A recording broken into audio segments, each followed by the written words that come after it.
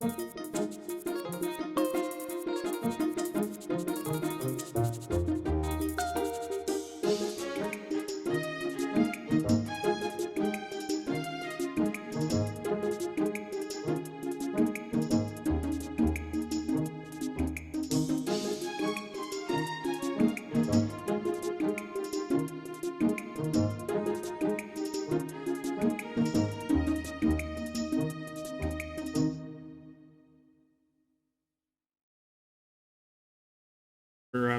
starting the select board meeting on January 14th to review all the select board budgets from all the presenters.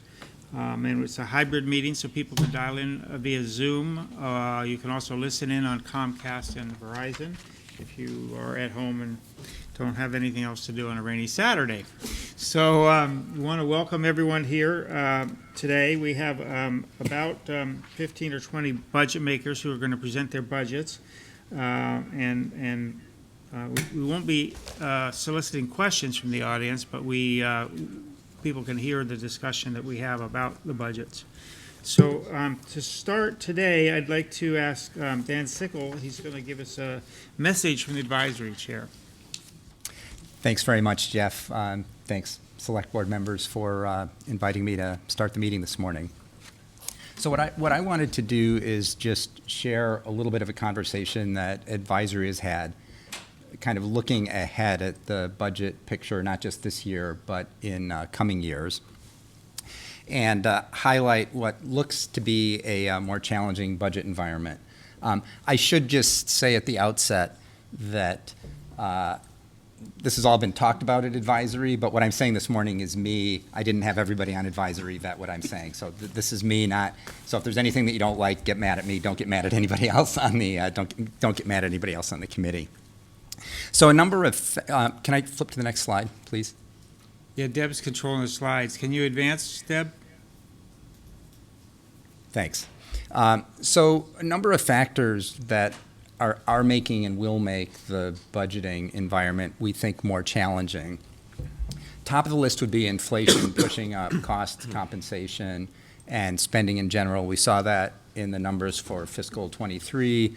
I think we're going to see the same thing for fiscal 24. Likely limited new growth in town, so not probably. Maybe things will turn out better than what the current path looks like, but probably not a lot of new construction activity that's going to be an additional source of revenue. Of course, increasing demand for town services and past debt accumulation that boosts debt service charges. And the macroeconomic environment is worse too, with higher interest rates, so that borrowing for capital items is going to be more expensive than it's been in the past. So to try to put these factors together and think about what the implications might be for the town budget in coming years, I put together a one-page spreadsheet. It's a pretty simple spreadsheet. It just takes historical values for key variables like total spending, total assessed property values, what the tax rate is, and then given a set of assumptions for key variables and how they might evolve over the next 5 years, just does the simple calculation, see where might we end up on key variables. And what it drops out, what the spreadsheet generates, are forecasts of the tax rate, the total tax levy, and importantly, how close are we to the Proposition 2.5 limits. I'd be happy to share the spreadsheet with anyone. It's set up to do scenario analysis, so there's just a box at the top where you can type in a few numbers, and then charts and other things just pop out at the bottom. For aficionados of this kind of forecasting, this is not the full DLS tool. They've got a 15-page spreadsheet tool. That takes a lot of care and feeding. It's not really set up for doing scenario analysis. So one-page spreadsheet, very nice for doing scenario analysis. Can you advance to the next slide? Thanks. That's great. So had to put in assumptions for changes in key variables. Those are my assumptions. I consulted with a lot of people and tracked what the kind of economic forecasters are saying for those variables, and talked with all the obvious people in town hall to make sure I was doing something that everybody, I think, would agree was at least plausible. And that's really the idea, is to show on plausible trends where might we end up. I spent a lot of years doing forecasting for the Federal Reserve Board. Forecasts are always wrong. It's not that this is what's going to happen. It's just on plausible trends, here might we end up. And it makes it a useful financial planning tool. So I want to contribute to that effort for the town. And here are the numbers. Here are the numbers that I came up with. So shows numbers for fiscal years 2023 through 28. So total spending in row 1, based on what happened at town meeting last spring, a little over 5% growth in total spending. And then you can see I'm assuming for 2024 the same, depending on how negotiations go with teacher's contract. That might be more, that might be less. Plenty of other factors that might make that go up or go down. And then I have it gradually in coming years, the growth rate receding back down towards the 10-year average, which is what's shown in that column at the right in red, where the 2012 to 2022 average growth rate in spending was just about 2.5%. So then other key inputs would be property valuations. So of course for this fiscal year 23, there's the 12.6% that Wendy announced recently. Of course, as Wendy has schooled me, those valuations get in with a lag. So, for fiscal 24, it's going to be based on prior changes in property values. So still seems likely that in fiscal 24, there'll be an increase in assessed values. And after that, I'm forecasting or anticipating or projecting or doing a scenario where property values flatten out and there aren't further increases in the next few years, until the end, when it comes back up towards the long run trend of a little over 2% change in assessed values in town.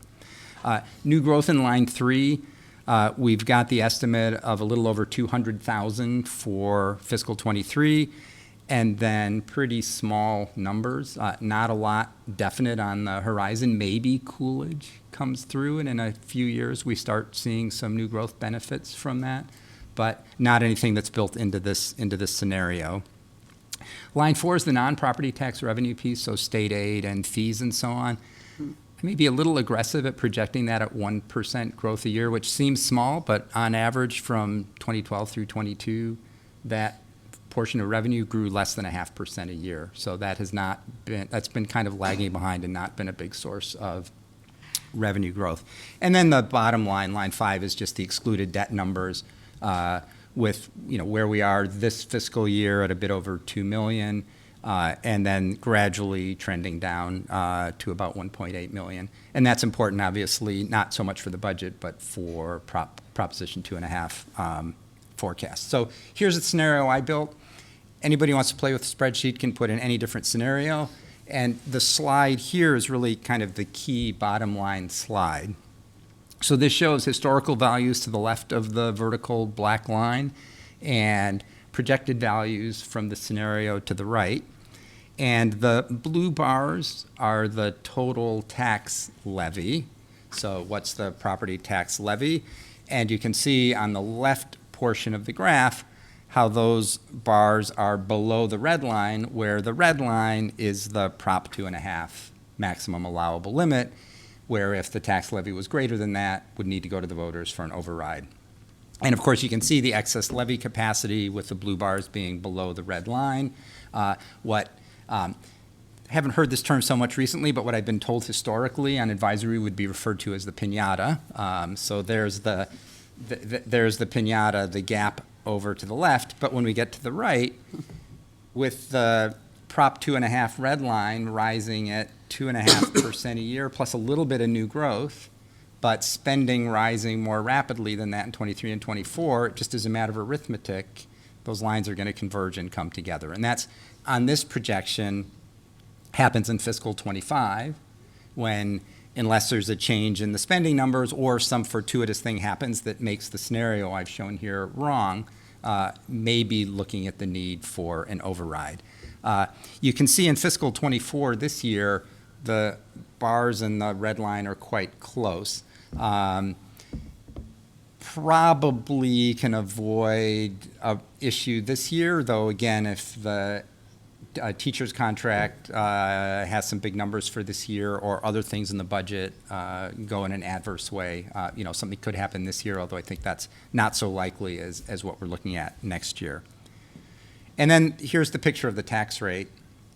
where you can see the drop in recent years down to the 1801 for fiscal 23, but then with over the next several years, assessed values projected to rise more slowly than spending or the tax levy. Of course, the on projection tax rate would be going back up and getting back above 20 in a few years on this projection. Again, maybe Coolidge happens, maybe some other things happen that make this make things turn out better.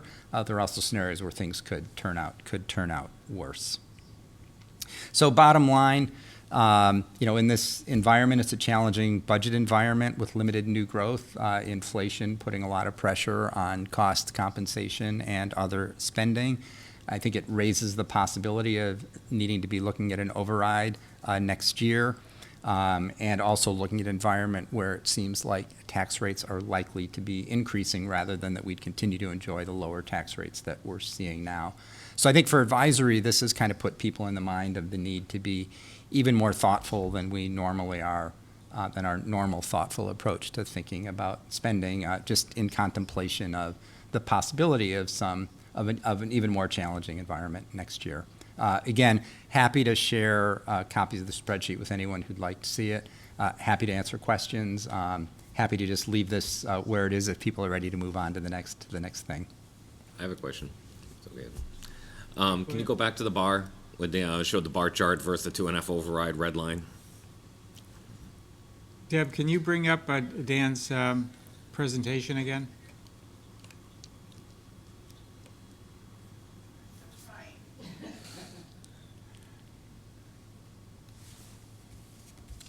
She's trying. Do you want a paper copy? No, we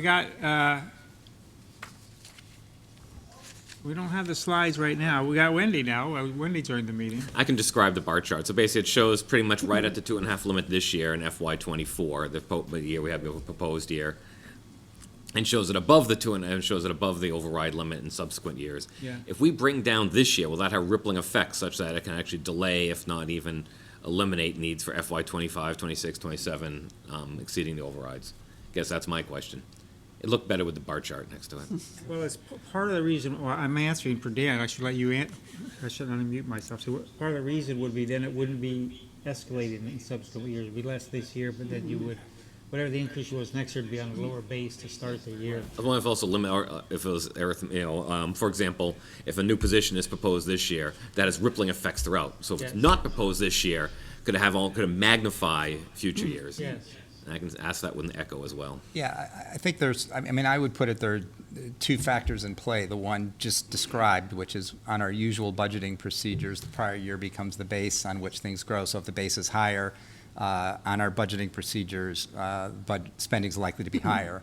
On the other hand, if some department gets starved this year, next year they may come back and say, we're in crisis and we need this extra funding. So there could be a little bit of a bounce back, but it would seem to me that the first effect, the base effect, given what I've observed on advisory and how budgeting works, that base effect is going to be more powerful exactly along the lines you suggested. Like I've always said, the only way to keep the tax rate down is to not spend money. Yeah. It's as simple as that. So. So I guess the other question is we have to look at capital too to see, because that gets at the debt, because that's often what we're borrowing for is capital. Yeah, we're getting an echo again somewhere.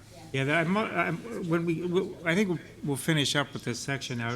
Rick, they're still not getting any audio on TV, the FiOS on TV, I'm told. So I don't know I what. keep saying this. That TV, turn that volume off. Wherever that speaker is coming from, just turn the volume off. And it shouldn't affect any feed, it shouldn't affect input, it shouldn't affect microphones. Just turn the volume off on that TV. You gotta go to audio, but I just unmuted it. You're saying, Has nothing to do with mutes or anything. You gotta turn your mic off. how do I turn, you gotta turn this mic off, you think? No, your computer. But I'm speaking. Right, that picks it up. But, yeah. Oh, I'm told it's not picking it up. All right, we'll try. Yeah, right. it was working before your mic went on. Yeah, to- right now I'm on mute. Good. But you know what I'm It's saying? okay. You don't have Computer, to yeah. actually mute. Mute is a microphone that keeps it from picking up. Volume is the speaker. whatever speaker is giving feedback, which I think is a TV, just turn the volume I off. just did, yeah. Okay. TV's off. And where am I hearing anything right now? Well, because what's happening is we have to take the audio from these speakers and share it with the audience on TV. Then turn that computer volume off. Just turn the volume off on every single speaker in this entire room. It Just can't the volume. You can't, because this has a microphone picking up the audio from that computer. But the volume doesn't have to do the microphone. It does, because that's what people on TV are hearing. They're hearing that computer. Excuse me, that microphone is off right now, I turned it off. Okay. I'm talking speakers, not microphones. Okay, so, thanks very much, Dan. Yep, We're thanks. still, as people can tell, we're still having challenging technical audio issues here, but we're going to start with the Board of Assessors, the first item. And I think Wendy's on, and then, Deb, can you bring up the assessor's budget, please? And maybe zoom in a bit, if you can, Deb. We're in the room environment here, maybe even a little bit more. We have the big screen 20 feet away.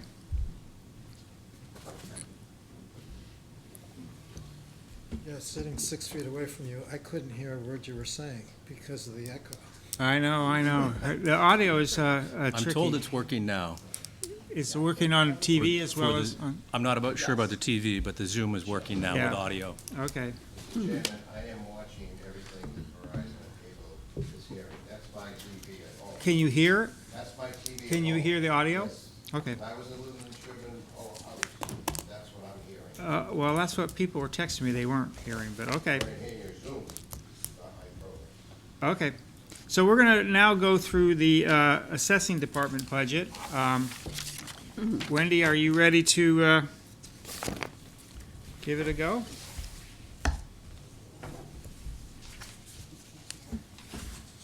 The people are still saying nothing, Rick, on audio on Verizon.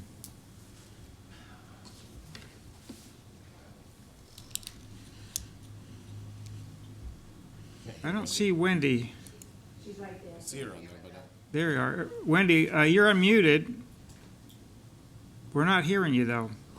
turned off all the speakers. I know. That was a side effect that just occurred to me. Hang on. I seemed so smart there a minute ago. We're not getting the remote speakers either, I don't think. That's Zoom, it's not us. That's why I went to Yeah, it's civil not via engineering Zoom. now. Water pipe doesn't talk back to me. Okay, so Steve Sy just sent a message saying that he can hear. We can hear you now. Yeah. We've got you, Wendy. Now we can, yeah. Thank you. Thanks, you. Klaus. Thank you, Mr. Chair. Good morning. Hey, Um, good morning. I'm not sure how you want to go about this, but I was just going to actually just point out a couple of notable changes in my budget. We are coming in under budget. So there's a new line item for the appointed Board of Assessors for $5,400, and that will pay for the 3 appointed board members. And if you'll see under contracts, hold on a second. We have finished our certification, and so that no longer needs to be funded. And that was the cause for the reduction in that line item. And I'm not sure if you have any questions, but other than that, not much has changed. Makes sense to me. I think Yep. these budgets that are within guidance, I don't think we need to spend a ton of time on. Yeah, Good this job, is- Wendy. Yeah, Thank you. Okay, thank you. I have no questions. All right, we'll go on to the next one, which is the treasurer. Assume you're there, Heidi? Actually, Heidi couldn't make it today, so I can speak to the treasurer's budget. Okay, sure. Deb, have you brought that up? Thank you. Again, this is another budget that came within guidance. Just a couple things to point out. The expenses are proposed to be reduced. In particular, the spending item for tax title, legal. The town currently has 2 cases active. There are 20 interested parties regarding those properties, but Heidi does not anticipate that those those issues will be resolved during fiscal year '24, so she's reducing that line item for tax title legal. And then just some modest adjustments, reductions in the office supplies, overall reducing the expense lines for this budget. And overall, she's within guidance, actually below guidance if you factor in the reduction in expenses. Anybody have any questions on that? Okay. Thanks, Chairman. Next is accounting. Deb, you're up. Yeah. Showing net reduction, minus .06. Yep. Move to approve. Well, it's because we do the audit periodically. Our audit cost went down. The audit is every year, but did Yes. we get a new auditing firm or? We did, yeah, we just went with a new firm. So I'm also within guidance, the salaries are the same, the only thing that went down is the cost of the audit. We have the actuarial audit every other year. So we had it last year, so we won't have it this year. But you also went with a new audit firm too, didn't you, Deb? You switched firms? We did, we went to Roselli and Clark. They actually should be wrapping up our audit from fiscal year '22. They said it would be this week or next week. So, yeah, they were very good and it was a good change. Good. All right, thanks. We're next on to veterans. I don't know. Right here? Yeah, you can Okay. sit there. Let me change the view here. I'm in over my head over here a little bit, Anna. You Let's can hear capture me, huh? Yeah, I know. My good side. We got the video down. I'm not sure about the audio, but I think we're okay. Well, I've got a loud voice, so I can make up for the audio if That's needed. Okay, so veterans budget. The first item is the stipend that I receive from the town. And then there's a couple of major expenses, and one of them are the expenses related to Veterans Day. This year, there was an increase in the Veterans Day costs because we actually went back to a ceremony with a lunch and had a essay contest both at Pine Hill and at the high school. So I am proposing to do that again in fiscal year '24. And estimating that the costs will be about the same. And when we did see, as we all know, food costs increased, hopefully that won't go up a whole lot more. The other large expense are the expenses related to Memorial Day, where I purchased flags to replace the ones that are currently at all the cemeteries. Last year's price per flag was $1.25. We'll see what it is. I haven't yet purchased them this year.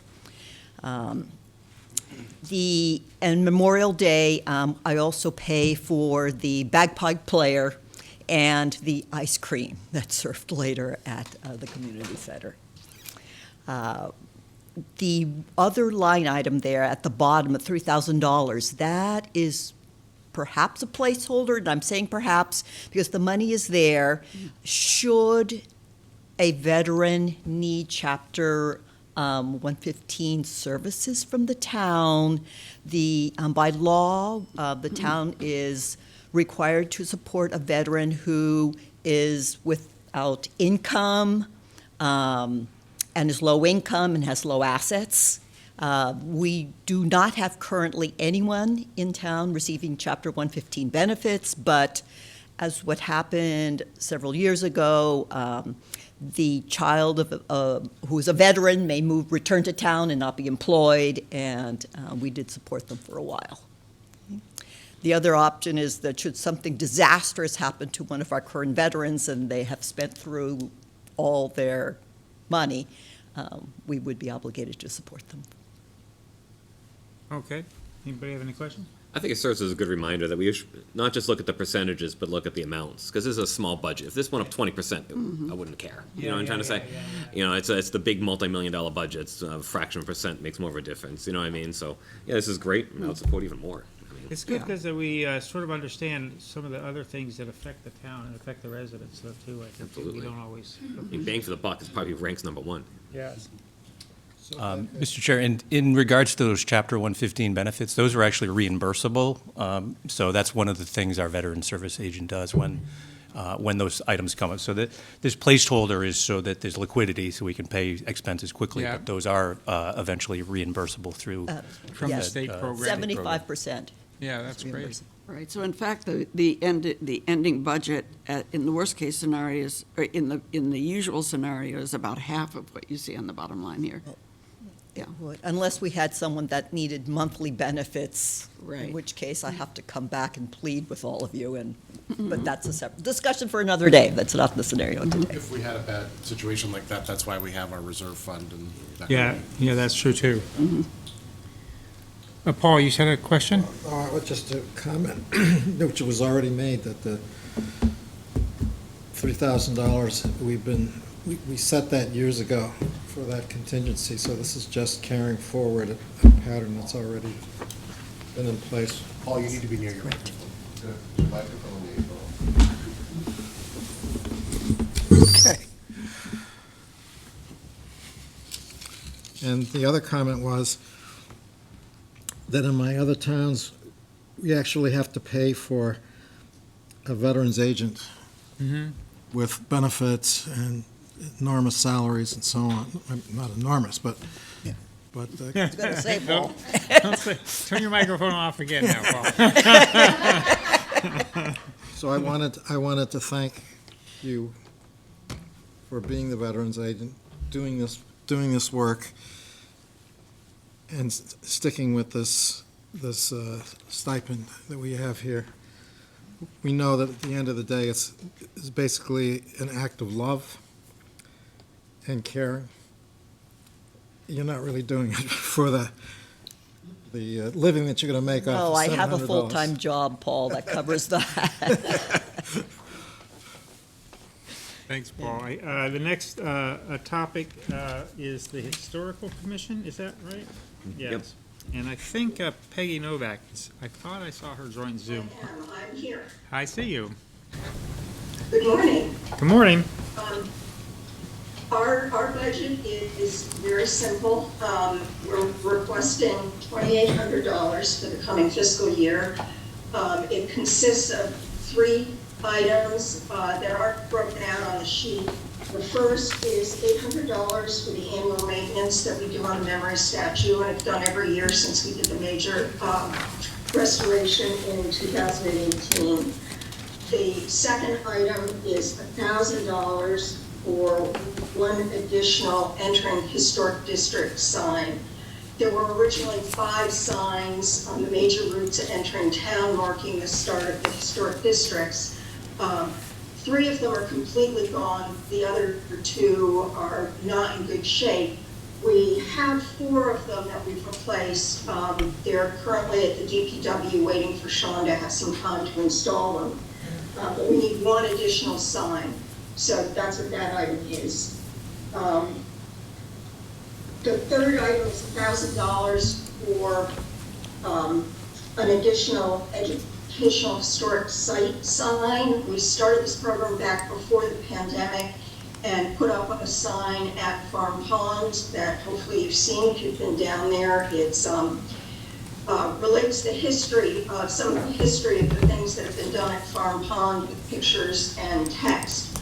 We have a second sign that was funded with our last year's budget that's almost ready to go to the sign maker, discussing the cottage industries in Sherborn. And we would propose a third sign. The exact topic hasn't been decided, but we're thinking about focusing on historic preservation in Sherborn. So that's the additional $1,000. One other item for you, Peggy. As you know, we have a pretty strong Eagle Scout program, and we had an Eagle Scout that redid the trail around Ward's Park, Alex Capillion. We have a proposal for a new Eagle Scout to put a sign there explaining the history of Ward's Park and, you know, who Ward's Park was, and a little bit that would go along that trail. Off the top of my head, I can't remember which scout it is, to be honest with you. But anyway, it's just coming through the proposal stage. So that might be an interesting, I'm not sure that you would need to get involved, but you might be able to influence or help them a little bit. That would that would be interesting. If you come up with his name, you can. Yeah, I'll do that. Great, thank you. Thank you. An alternative source for that would be Sherborn Forest and Trail Association. Yeah, that that is too. involved in putting up signs, and they do have funding for it, so. Yeah, I think they funded a number of the Eagle projects. Yeah. I think they also have a lot more money in their budget than we do. Yes, yes, yes. Yes, that's true. I meant more advice than money, so. Okay, thank you, Peggy. We're on to sustainability. I saw Dorothea. I don't know if it's Gino or Dorothea. I think I saw Dorothea join. Can you bring up their budget, Deb? Dorothea, can you hear us? Came in also just now. Oh, hi, see you. Hi, Gino. I don't know which one of you is going to walk us through it. I'll let Dorothea go through it. Okay. Can you hear us, Dorothea?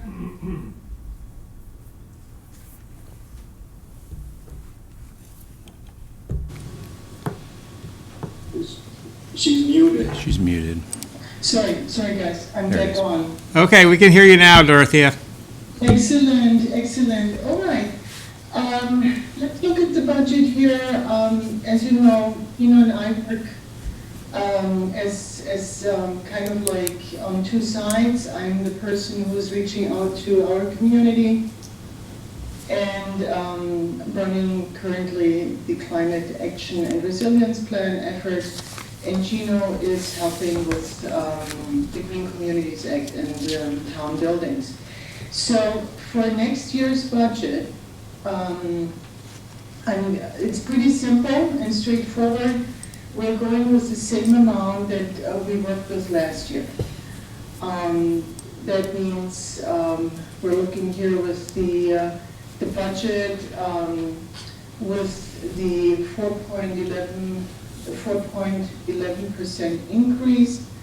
We're looking at 41,000, right? For myself, and then for the grant coordinator, Gino, $30,000. And in terms of, that's our hours. And then for the printing and mailing and postage, I have been,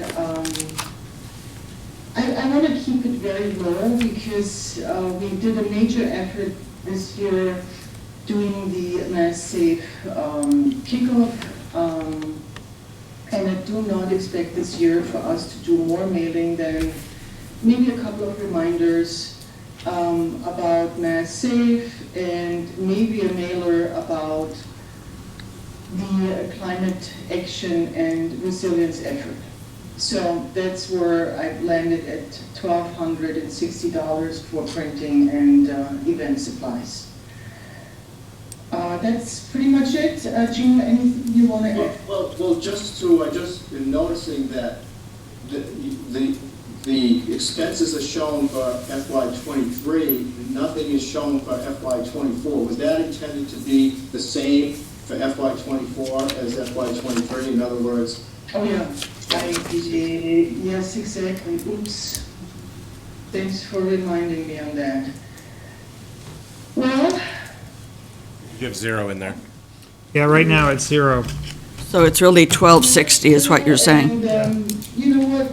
We can deal with that. I have another question, Dorothea. Sources or just, well, since I have not been cognizant of that, I just want to say we will wing this, and I find different avenues of helping that. I have recently, and that's pretty fresh, gotten a grant from the Grinspoon Foundation over $2,500 that I could possibly use for the event materials. Okay. It's probably still useful to have it in your budget, though, so that it gets covered by the grants, but at least we know what we're also spending, because it'll still be a cost category. George Morrill has a question, though. I'm confused by the numbers on the lower part of your budget, because none of those numbers match up with stuff at the top. I just don't I had the same, understand that. I wrote the same question. I think, is that though from the prior fiscal, is that fiscal year? None of those numbers match up with. George, that's from fiscal year '21. Yeah. Oh, okay. That's what it, We just created this department last year. Ah, Yeah, yeah. This was okay. just to Oh, give you okay. some history. I When see. we Yeah. started in I had the same FY question. '21, Okay. we had that $38,000 grant. Right. And then the two numbers on the bottom is where it ended up costing the town $24,000. Okay. And that's where that money was voted to at that time. Got it. And then in FY '22, it became a department. Got it. Thank you, Deb. I just was confused by those numbers. I had the That same, makes I had the sense. same question written down here. Deb, but in general, though, the ratio of those salaries is similar? Yeah, well, this was FY '22. So, yeah, that looks pretty much the same, right? So think you going mean- forward, the Yeah. proportion of the salaries is similar in FY '24 as it was in '21. Yeah, in '21 though, we got a grant from the state for 50,000, I think that we split with No, Holliston. it was 38,000. 38,000. Was 38, yeah. Yeah, so, long story short, I'm not sure that got renewed, but we've had other grant. The other thing, I know if you, Dorothea, you had presented to us sometime in the last year how much you brought in grants compared to, as, like I said, when we set this position up, there was always that it was gonna return, 10 times what we were paying. So I'd love an update as to where, the fiscal year ended up with your grants versus your expenses. Mr. Morrow, I wanna, because this claim is being repeated many times, right? And there was an advisory meeting where some people said when this position was established, right? There were groups in town that represented this position and as some position that could possibly create 10 times more of the salary. And I think one advisory member, and I have to go back to the recording, mentioned that this claim was a little bit, let's put it this way, not reflecting the reality, right? So, without any criticism here, because this is before my time, you want to think about this more intensely and come to different conclusions and take maybe data points from smaller communities like Sherborn and compare that. If they have sustainability people, they're doing just the outreach part, and look there, if you find people of my nature, of my job description, that create 10 times of their salary. Yeah, I think we, that's, I'm going a little bit, let's put it, no, we got it, Dorothea. I think we do want to just identify, though, what maybe, not even against the budget, but just what the grants we've received that relate to this. And I think there's also some that are maybe sustainability related that are coming under the Energy Committee or other budgets. So it's not always in your budget. But I think the issue here more generally, I would say, is what are the grants? Hang on a second, Dorothea, if you don't mind. What are the grants that we've received, and then what, maybe an indicator, you could just brief the select board in the next month or two, what are the grants that we're targeting right now? in my tenure, $38,000 for the No, I'm not asking you to go through it now. I'm saying maybe you could update the select board on the grant process. And present what we've accomplished thus far, at least in terms of grants. Right, I think, Rather than try to do it. Yeah, I wouldn't do it now. No. Okay? Yeah. Thanks. Does that answer your question, George? Yeah, no, that was, thank you. Yep. Okay, we're moving on to Recycling Committee, I think is next. And I don't know, is Charlie doing that, or who's doing that? Jeremy, do you know?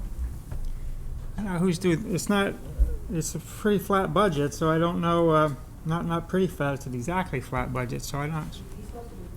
Charlie is? I don't know if he's, are you on there, Charlie? Can you look and see, Jeremy, if Charlie's on there? What's his last name? Taylor, right? Yep. Yeah. Might not be because our schedule says we're not seeing them till 9. I know, but it's also a completely flat budget. Yeah, I don't see him on Zoom. They're probably Yeah. managing the transfer station as we speak. Yeah, so you could be, I would just say. it's fine. we're good with it. Yeah. 0%, $3,000, move to approve. Next, we have Conservation Commission. I'm not sure if Courtney or Michael are you on? We're having trouble. I can't see the screens too well because we have the shared presentation of the budget. Jeff, can I just say something? Yeah, go ahead, Steve. Yeah, so I think because, so they had a site visit, so they're out on a site visit right now, which was at 8:45. Okay. It's on the schedule, they're at 9:45, so I don't think they were anticipating. Yeah, I was actually mentioning to Courtney that your schedule was very optimistic, but you're actually somehow more than 20 minutes ahead of schedule. We're efficient, Steve. We're 20 minutes ahead of schedule, and we started 15 minutes late also, so let the record show that as well. I appreciate that, but I think, the only issue in their budget is really two. One was the agent. Obviously, I think they have a new agent now, don't they? Is that a full-time, do you know? I don't mind deferring this item till We this can do slot. that, too. Let's Why don't we wait. just- Why don't we skip over and come back I would when suggest that you wait until sometime after 9:45, and I think they'll be ready. to present That's a good Okay, suggestion. good. You could just tell them to text me when they're ready. And the other one is the special projects in their budget. Thanks, Steve. Okay, so we're gonna go to elder housing. Jeff? Yes. Kitty here. Hi, Kitty. I understand Steve is in his truck on the way down for the meeting. Okay. And it's scheduled at 10. Okay, So if we could hold until he gets there. okay, Sue's here, so we can go to her budget. yeah, hang on, Go into the room right now. that's I what can't we'll see do. the carpet. I'm just putting a hold on that and Concom. Which then moves us to Sue. Let me change the view here so that it's showing you, hopefully. And so we're now, just so people at home can follow, going on to the Council on Aging budget. Can you zoom in a little bit again, Deb? That's small in the screen in the room a little bit.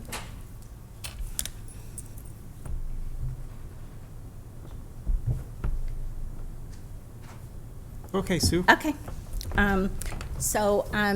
My budget on the bottom half has remained level funding. And what I'm asking for is an increase in staffing for the coming year. So to give you a little history, when I first came on board, the director worked 35 hours. There were 2 elder advocates at 19, another one at 16, a program volunteer coordinator at 19, and a senior cafe coordinator at 10. Right now, I work 40. I have an assistant director who works 27 and an elder advocate who works 19. So so as you know, we got the community assessment done, and one of the recommendations was to increase staffing. So we are requesting that the assistant director's position increase from 27 to 35 hours, and the elder advocate position be increased from 19 to 24. So I know that's an issue because it would then become a benefited position. And it had been suggested that we hire another elder advocate at 19. And I propose that I would take the 12 hours, because if we did hire another elder advocate at 19 hours, it would be the equivalent of 28,000 plus change, whereas I'm asking for 21,000. And some of the reasons I would prefer to increase the elder advocate's hours are she spent the current position and the current where there is a person working, and she works really hard, but the elder advocate position isn't something that you just come in and do. You have to build relationships, build trust and confidence with people. When I came on board, there was one person that was receiving SNAP. There were, now we have 6. Excuse me, there were one person receiving fuel assistance, now there are 10. She's also received money for, excuse me, for two residents. Excuse me, two residents also received additional money to help them stay in their home. I know that we have in town traditionally that, thank you, most people, we don't like to do benefit positions, and my contention would be for either of my staff, it's very easy for them to go elsewhere, where they could work out of a senior center, everything is centralized, and everything is convenient for them. Right now, we all, run around, which is fine. Municipalities in general are having issues hiring people, maintaining people, and it doesn't, to me personally, it doesn't make sense for the town not to appreciate the staff that we already have that work beyond hours that they're currently scheduled for. We don't have a 9-to-5 job. We don't have an 8-to-4 job. We get calls at night. We get calls on the weekend. When I leave here, I'm going to go visit a resident in hospital. So I'm really concerned that staff will leave if they don't feel appreciated and valued. In addition, during the past 2.5 years, I've generated $50,000 worth of grants. I also partner with other organizations, including the library, to offer intergenerational programs, which helps defray the cost of programming for both of us. And I'm the only department that contributes $10,000 towards the salaries that's already allotted. So we service 1/4% of the population, and I just feel like we don't have capital expenses, we don't have building maintenance, that I would, really ask you to consider approving this change in status for the elder advocate and for the assistant director. Good, that's a great presentation. And I'll just say that I'm a support of supplying benefits to long-term employees. I think because it's a way of assuring retention, because you also have costs associated with hiring and training a new person Right. if you have turnover. So, is there anyone on the select board, do you want to? Right. I feel I can speak because I am an elder. I'm one of that 25%. But I'm also, a very evidence-driven person. And while totally appreciating the activities that the COA does and the services you provide and the quality of the services, this is absolutely no argument with that. But we also learned from the survey that COA provides services to a lot of people in Sherborn, but it's not the full 25%. No, it isn't. So, we could say we want to appreciate all people who work for the town, and there are different ways to provide appreciation. But if we're going to pay extra salary and buy extra hours, I think we need to justify that with some numbers. Like, I don't have any idea how many more elders you've provided specific services to this year over last year, or what is the what other avenues have you used to take advantage of the potential value of the 25% of people in town, or maybe some portion of that 25% who are retired and are active in town, could be volunteering and helping. I'm just looking for other ways, because advisory has told us to be very bulky when it comes to adding hours and adding benefits, etc. Yep. And Can I respond to that? First of all, sure. My budget is 0.01%. There are 1,250 people under the age of 18, and there are 1,147 over the age of 60. Secondly, the value of the services that Melinda, a program advocate, would support takes hours of cultivation, and it takes experience. You have to know shine. You have to be able to go fuel assistance. When I came on board, there were 43 people reached by 2 elder advocates. Melinda has reached over 300. So that's The- the kind of and- that's the kind of numbers I'm looking for, actually, exactly. So let me ask also, how many elders have you been unable to provide services for Right now, lack of hours? Right now, we are strapped, and what doesn't get done from the assistant director and the elder advocate comes on me.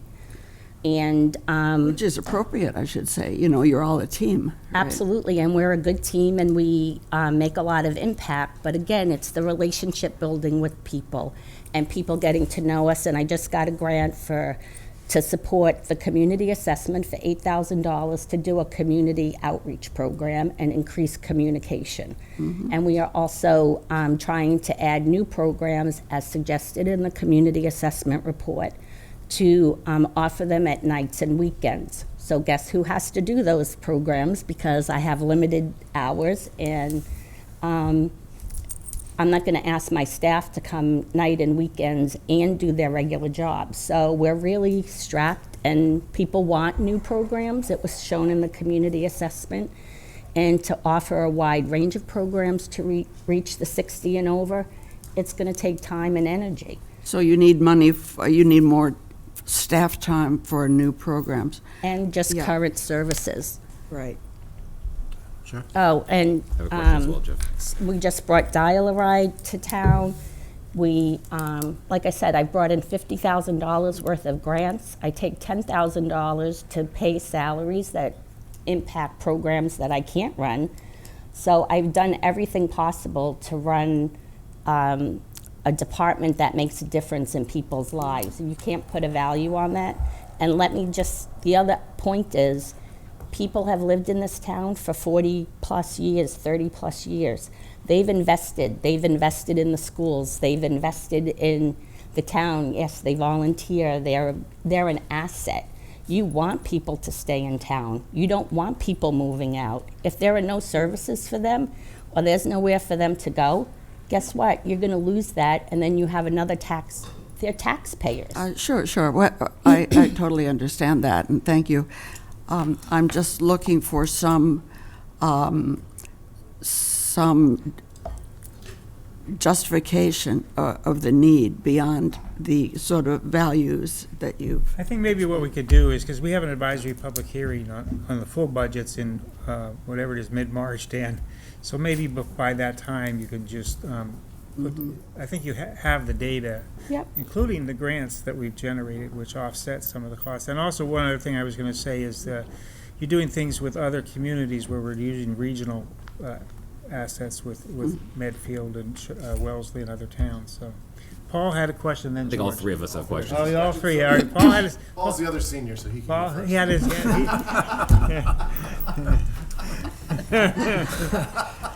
A couple of things. First, I support this.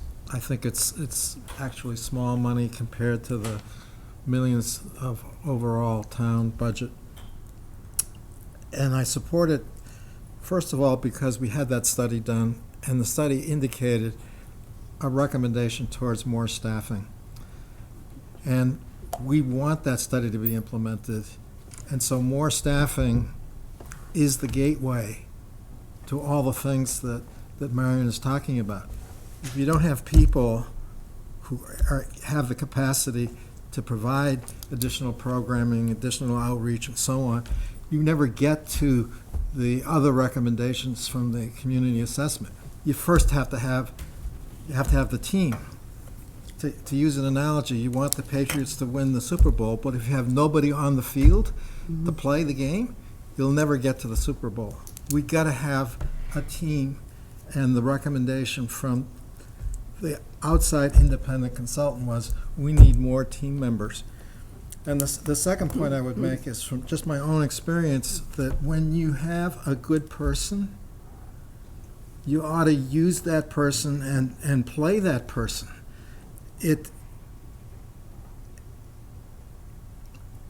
you may think, gee, we can hire somebody else and that'll be the equivalent.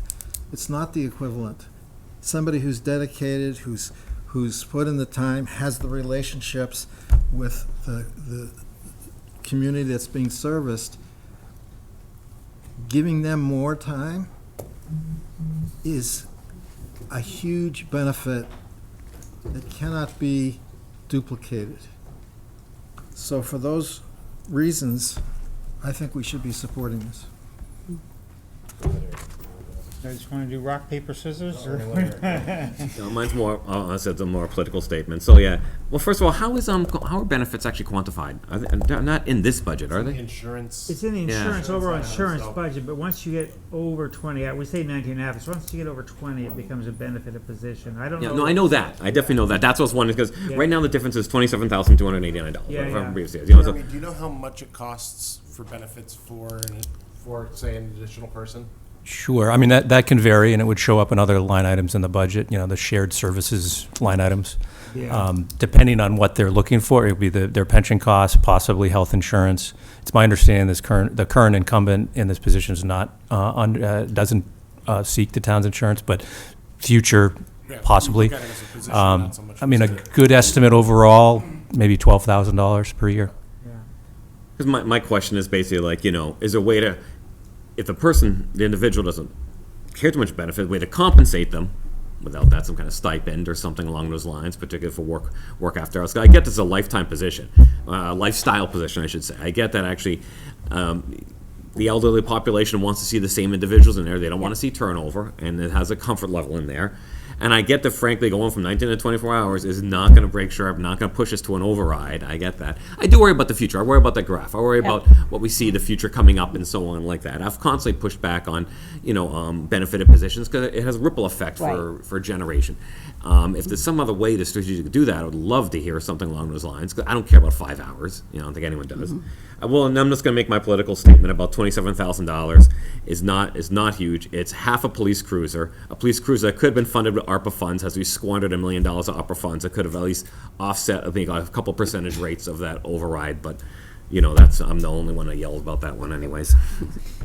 Wait a second, George. Yeah, I just want to say, I appreciate, Sue, you do a great job, but I also just want to point out, I want to go through all the budgets. I say this every year before we say whether we support I want to see how many other people are asking to add positions too, because we're going to have to make some hard decisions.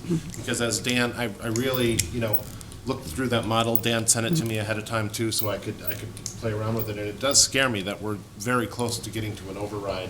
So we have to be, it's only 27,000, but when you add up 27,000 here and here and here and here, it all adds up. So we I appreciate that you're looking at it. And I guess one question on that, is there, if we were to only give you an increase in one of those positions, is there one that's more important than the other for you this year? Like, is the advocate more important than the assistant director hour? Like, it's just those kind of hard questions we have to ask. Yeah, if I had to choose, I'd probably, because Christina's here 27 hours, and then I don't, you don't have to pay the benefits, I would go with the assistant director. But I really think that both positions are value add, and I totally understand the questioning about, the benefits and everything. And in reality, municipality, even if you looked at the retirement going forward for 10 years, the reality is now people don't last at municipalities for 10 years. First of all, they're having hard enough time. My staff can go get better pay. There were 7 outreach positions open just this past week. COAs are also having problems retaining staff. So my contention is, why not reward the staff that you already have and make them feel valued and appreciated? So. You wanted to add Yeah, another- just one final comment. I know my comments were a little bit harsh. I meant them really to arm you for going before advisory. Yeah. I already did that Wednesday.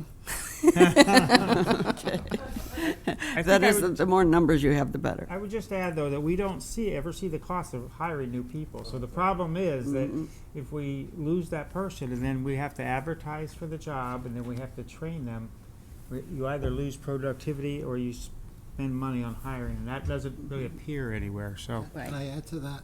Yeah, sure, and Jeremy has a comment too. Go ahead. Because recent hiring that I've done at my firm, it's very hard to find people who want to work part-time without insurance. Mm-hmm. I mean, people are looking for real jobs, and where the market is that people don't want to work physically anymore on location. They want to work from home, they want to work remotely. The last person who called me for a job said, how many days do you want me in the office, and how many days? Are you a 2-day-a-week firm, or are you a 3-day-a-week firm?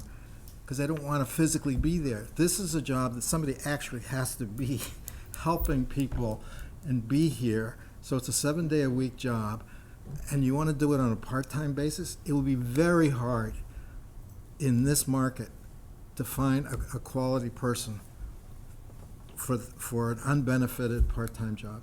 And I also wanted to say, we can use volunteers, Marion, but we can't use volunteers for personal, financial, mental health issues. They're not qualified, and so we are limited in what a professional can offer versus a volunteer.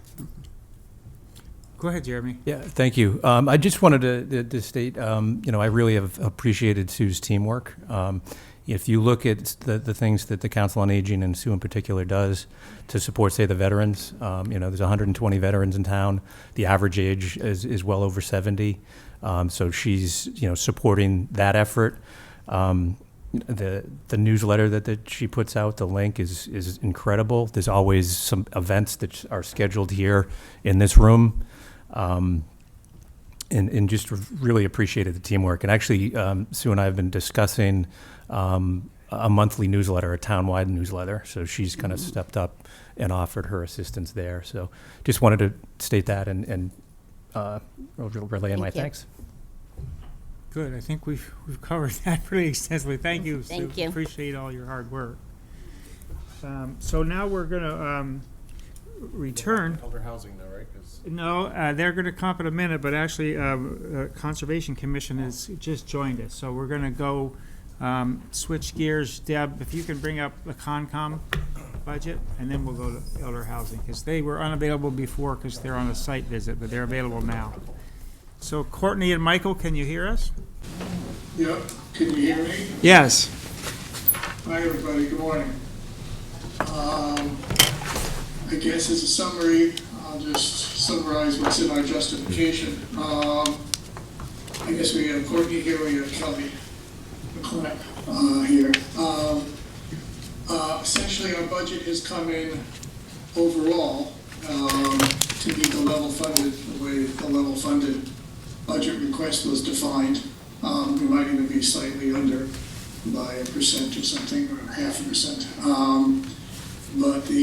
So we're at that level, but the mix of our budget is changing, as you can see, dramatically, in the sense that we have budgeted much more for staff, and we found reductions in our other expenses to cover that increase. We are now budgeting the agent, as you're just hearing about labor market issues. We're budgeting the agent at a higher salary, slightly reduced in hours, because of the fact that we hope to get a well-qualified agent this time, and that given the market is very tight for experienced agents in Massachusetts,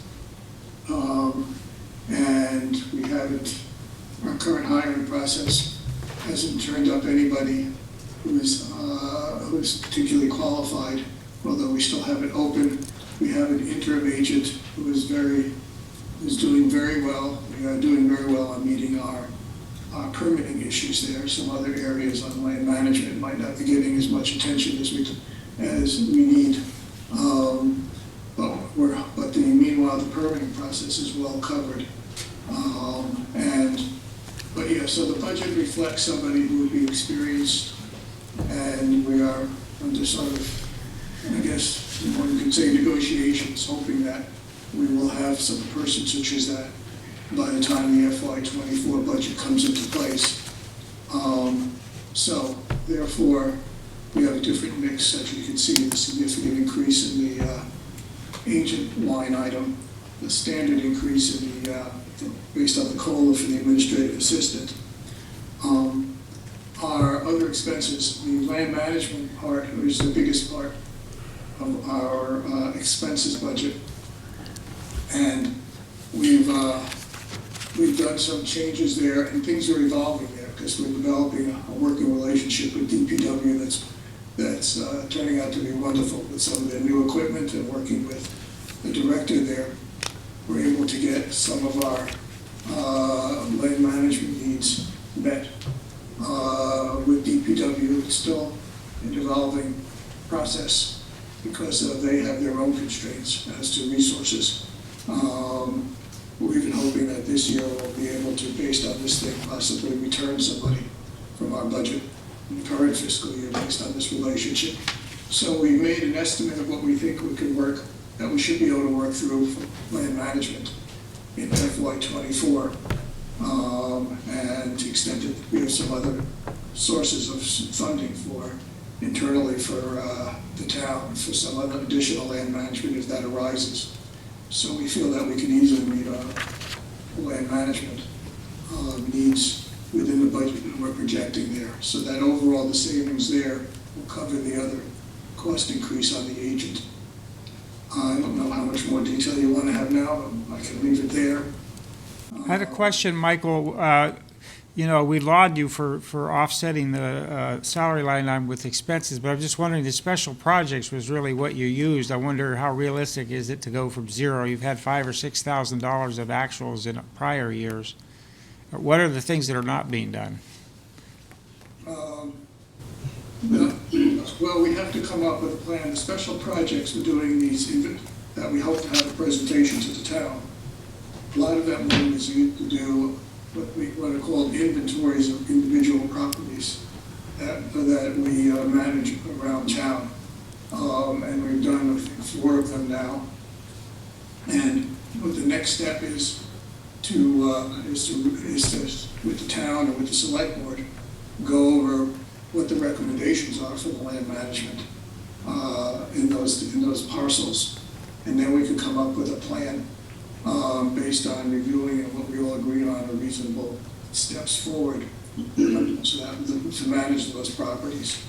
And that we also have conservation trust fund that we can use to implement some of those. That's a fund that we agreed with the select board some years ago to use for sort of one-time improvements of our land that would probably come out of the inventories. So that I think we basically will get the basic management done, and the budget we have now and the special projects are for the improvements of the land that everybody uses much more during COVID. And so we want to keep up improving what we have available for the town to use. But we feel that we can come to terms that we have to spend this year to figure that out. And we have some other sources in the trust fund to do. I don't know if you, Kelly, want to add to that in some way? Yes, just that a significant amount of the implementation that we intended to do with special projects money turn out to be things that Sean can do.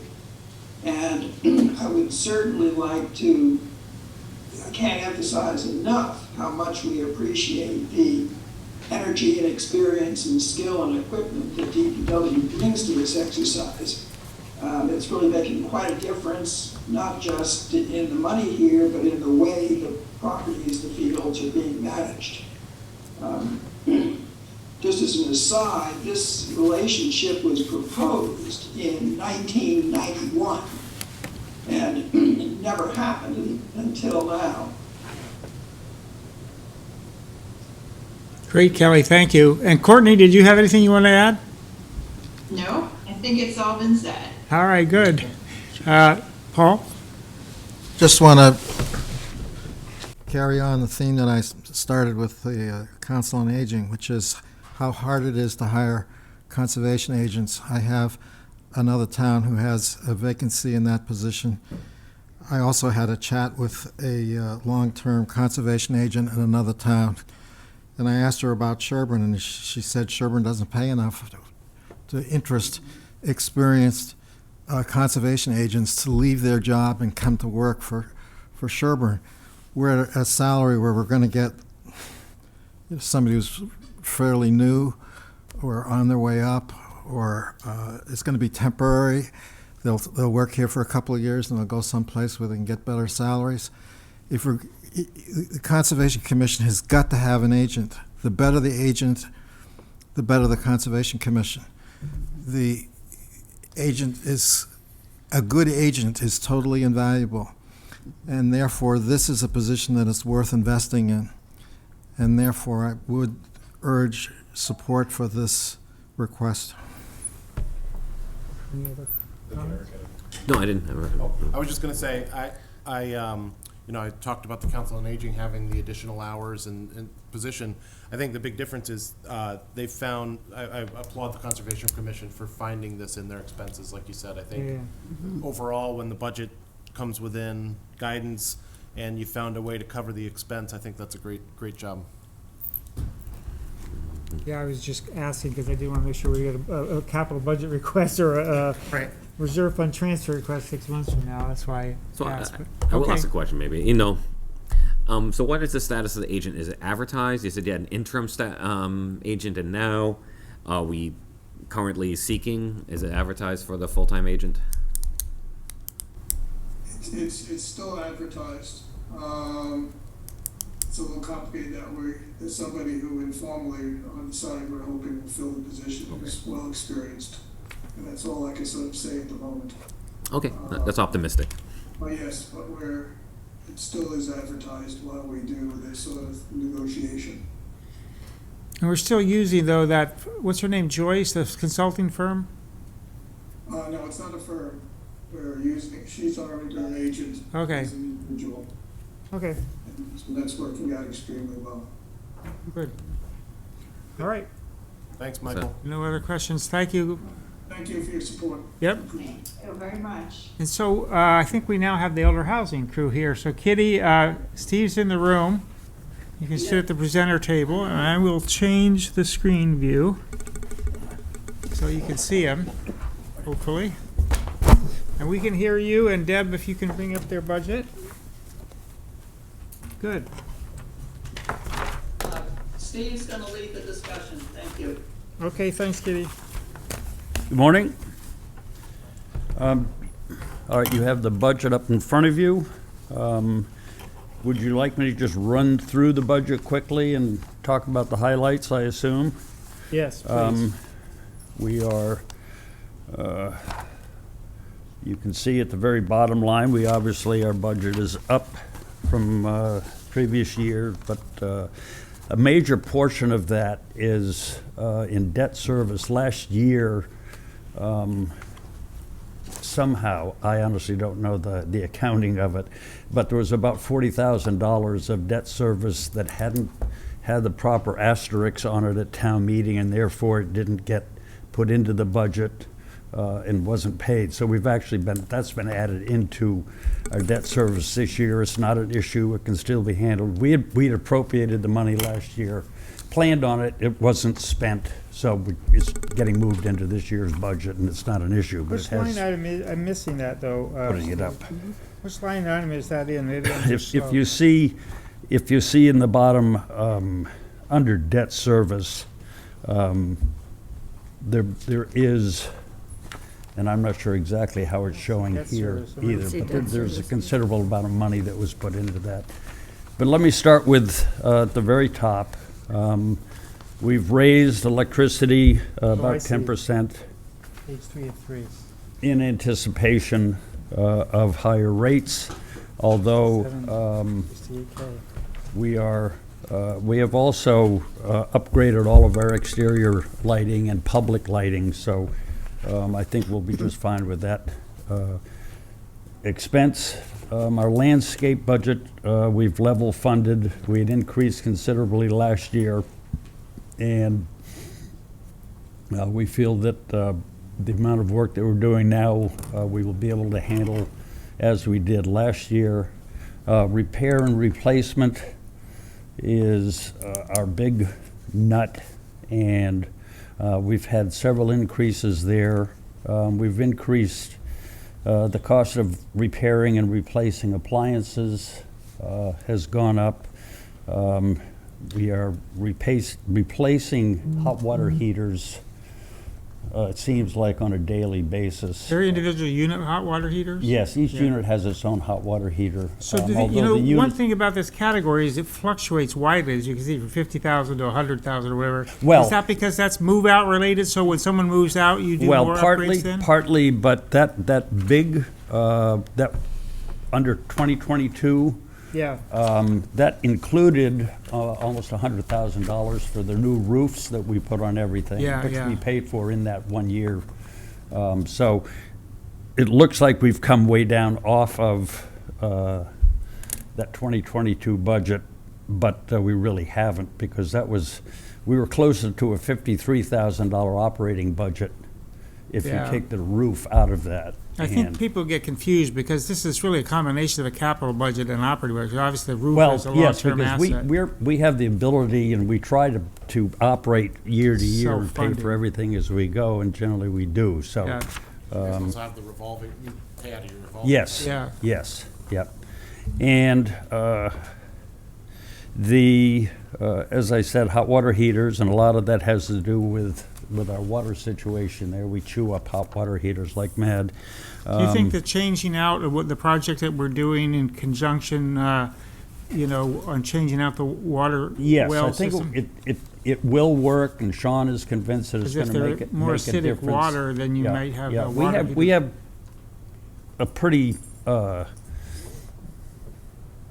sophisticated water treatment system right now, but it's Yeah. all going to be upgraded when we combine the two. So I think it is going to make a significant difference. Yeah, yeah. So that will help tremendously. We've kept a lot of these numbers the same, just as protecting our budget as we move along. Some of the items, such as exterior trim replacement, $4,000. We really don't anticipate replacing much of that now, because over the last couple of years, when we've repainted the buildings, we replaced a lot of the trim with PVC. And then this year, with the window replacement project, all of the window trim is now PVC. So none of that should be an issue in the future. So that should all be good. The elevator and lift cost is higher, but I don't know if that's a replacement. Is that partially a capital? That's 14,004, where historically it's been, $7,000-8,000. Which one are you on? Yeah, On Elevator and lift. category 5320, which they want to is replace. Yes. 14,400. Well, we have the lifts and the elevators. The maintenance has increased, and more significantly, the state has increased the inspection cost per unit considerably. So The then cost or the frequency, or both? both. However, we are also, and it really isn't reflected here, we're also running into issues with our lifts. We have one elevator which services 3 floors in Building 2, and we have 2 lifts in Building 1 and Building 3 have lifts, which is just a hydraulic lift that goes from one floor to the next, period. But we're having issues with those, and we don't know if a major overhaul will bring them up to grade, or if they have to be replaced. If they have to be replaced, we're looking at probably $100,000 total. But we're right in the midst. This has just come up, and we're not sure if it's going to be necessary and how it will be handled. It may be an issue of changing what we borrow this year. We were approved at last year's town meeting for about $230,000 for the window project. That is completed. We're very pleased with that. It came in a little under budget. Plus, we received a $100,000 grant. From the ARPA. Thank you, Diane. Yeah, yeah. And so that's really at roughly $130,000. So what we might do is see if we can do something to combine and work the lifts in, if we have to do that. But we don't know yet if we're going to have to. We'll know shortly. We actually have a meeting coming up next Friday morning with the lift company to see where we stand.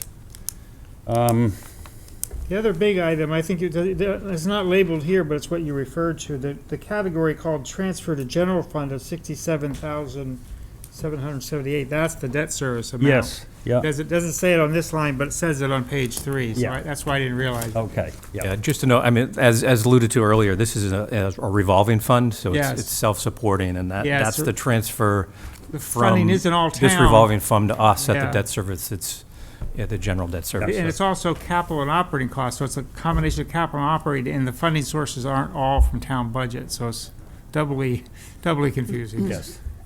There's another line item further up where it says pay fees to the town for all kinds of things. So they're paying $20,000 Yeah, to the fire department and the police department and so on. So there is more money coming to the town than just yes, that line item. yeah.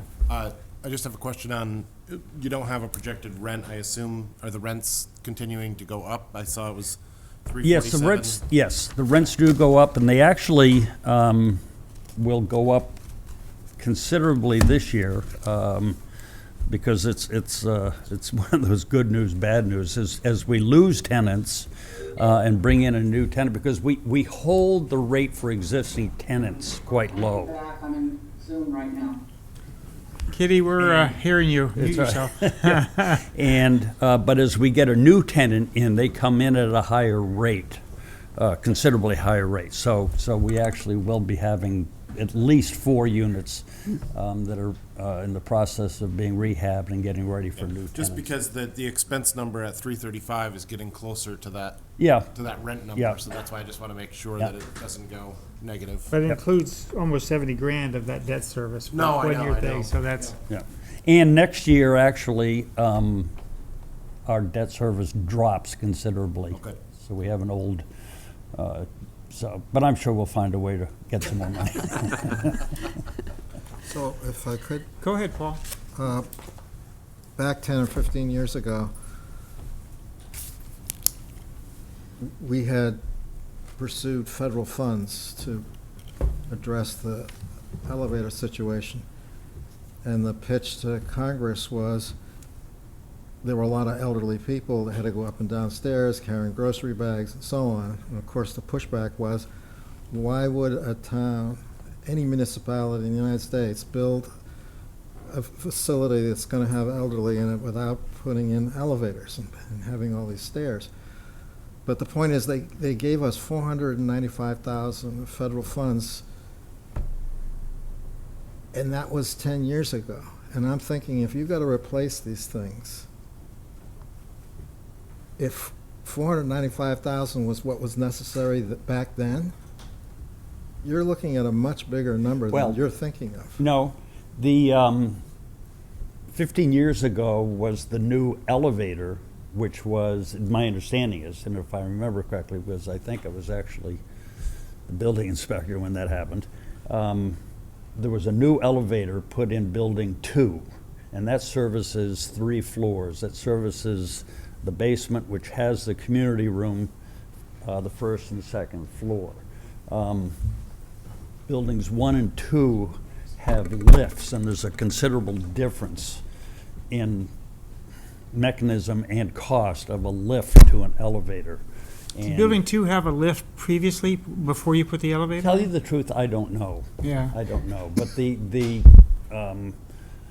estimate of replacing those lifts, we were told within the last week or so, is about $47,000 per lift.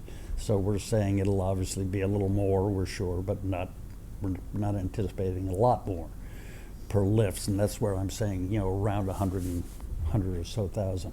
We're not, the elevator itself is still, we have mechanical repairs to make on it, but it's not at the end of its term by any means.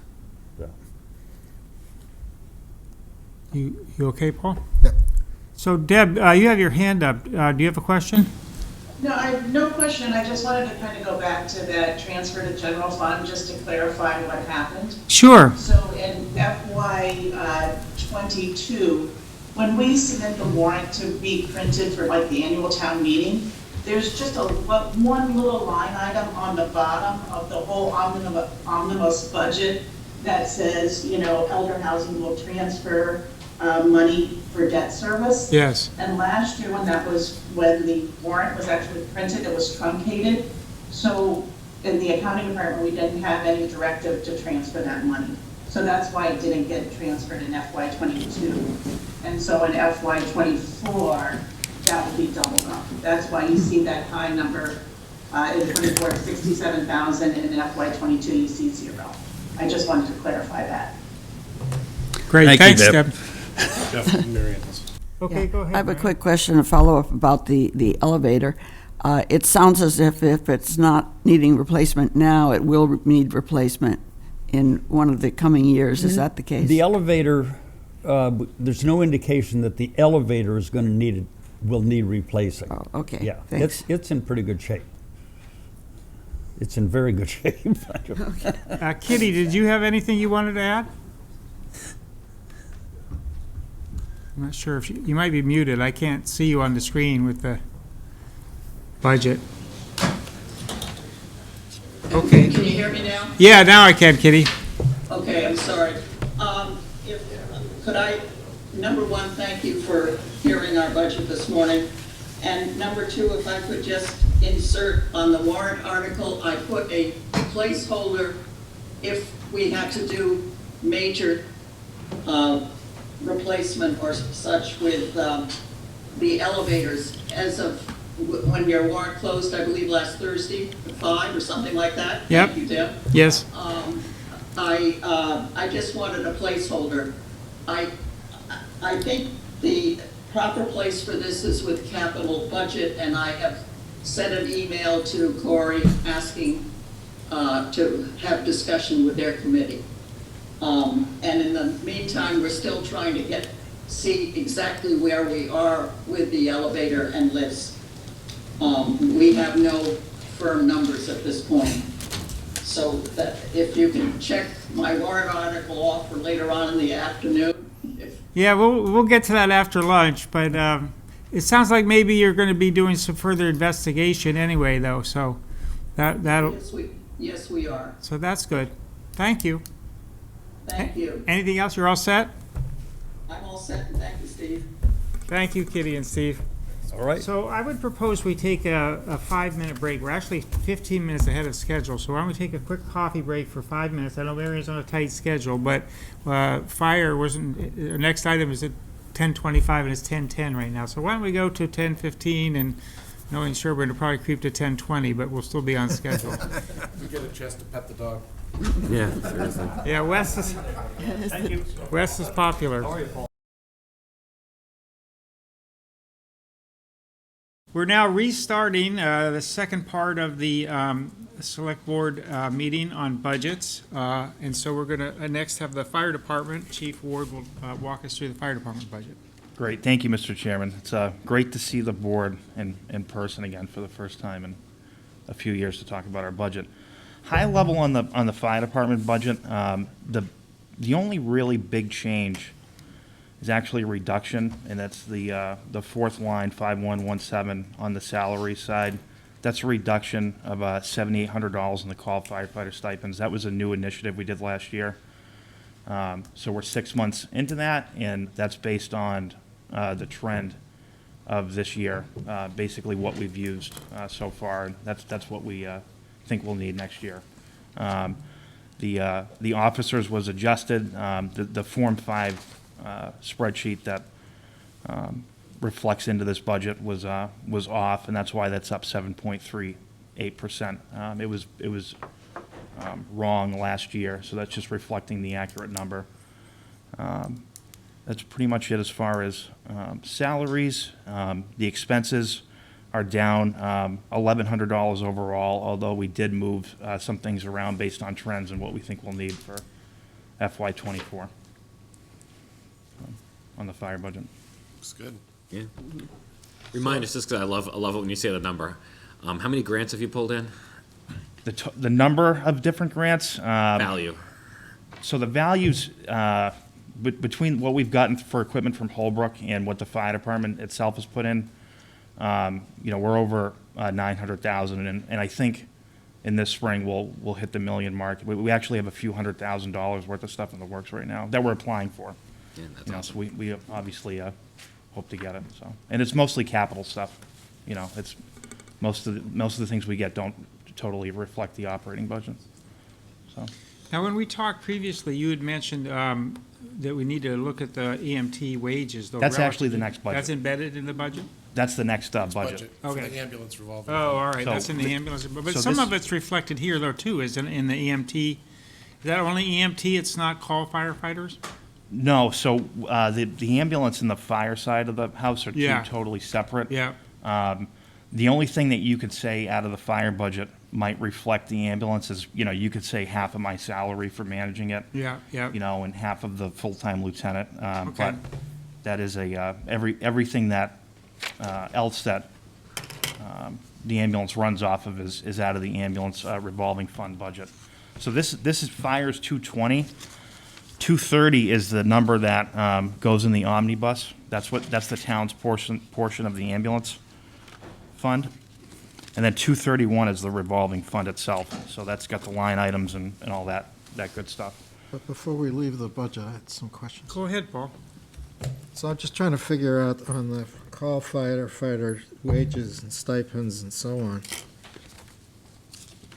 and the 34% drop on the stipends. Can you just explain what's going on there? Yeah, so that was a new initiative that we started last year, and basically the members qualify for a stipend if they cover a certain amount of on-call nights, and the nights are still getting covered, but based on the metrics that we use to do that in the program that we set up, I over budgeted for that simply last year. So we have a good group of call firefighters.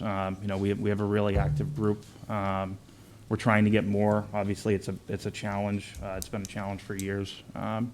But yeah, that's simply because I over budgeted last year for that, because it was the first time we did that.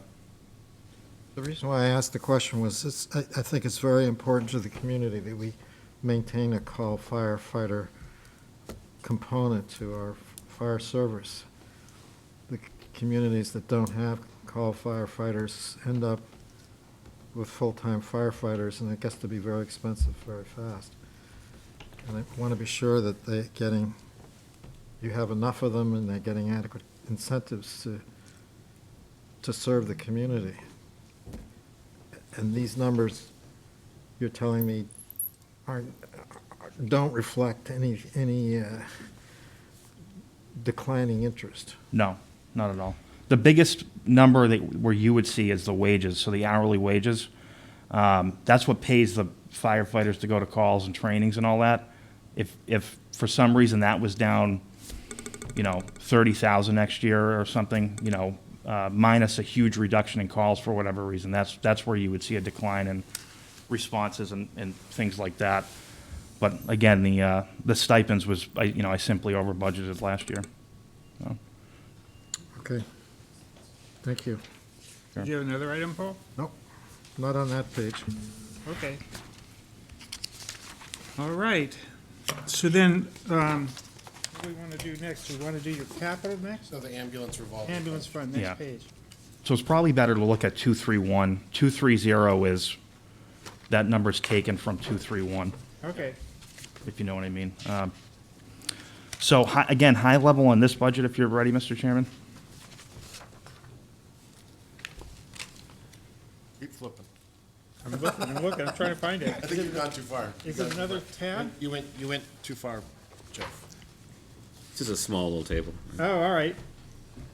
No, go one more, Eric. That's- One more? That's, yeah. No, not you, Paul. I mean, Jeff. It's like We're herding cats here. It's this It's page. the, It's the ambulance revolving fund. Yeah, It's- yeah. there you go. The 231 account, right? Yep, 231. There it is.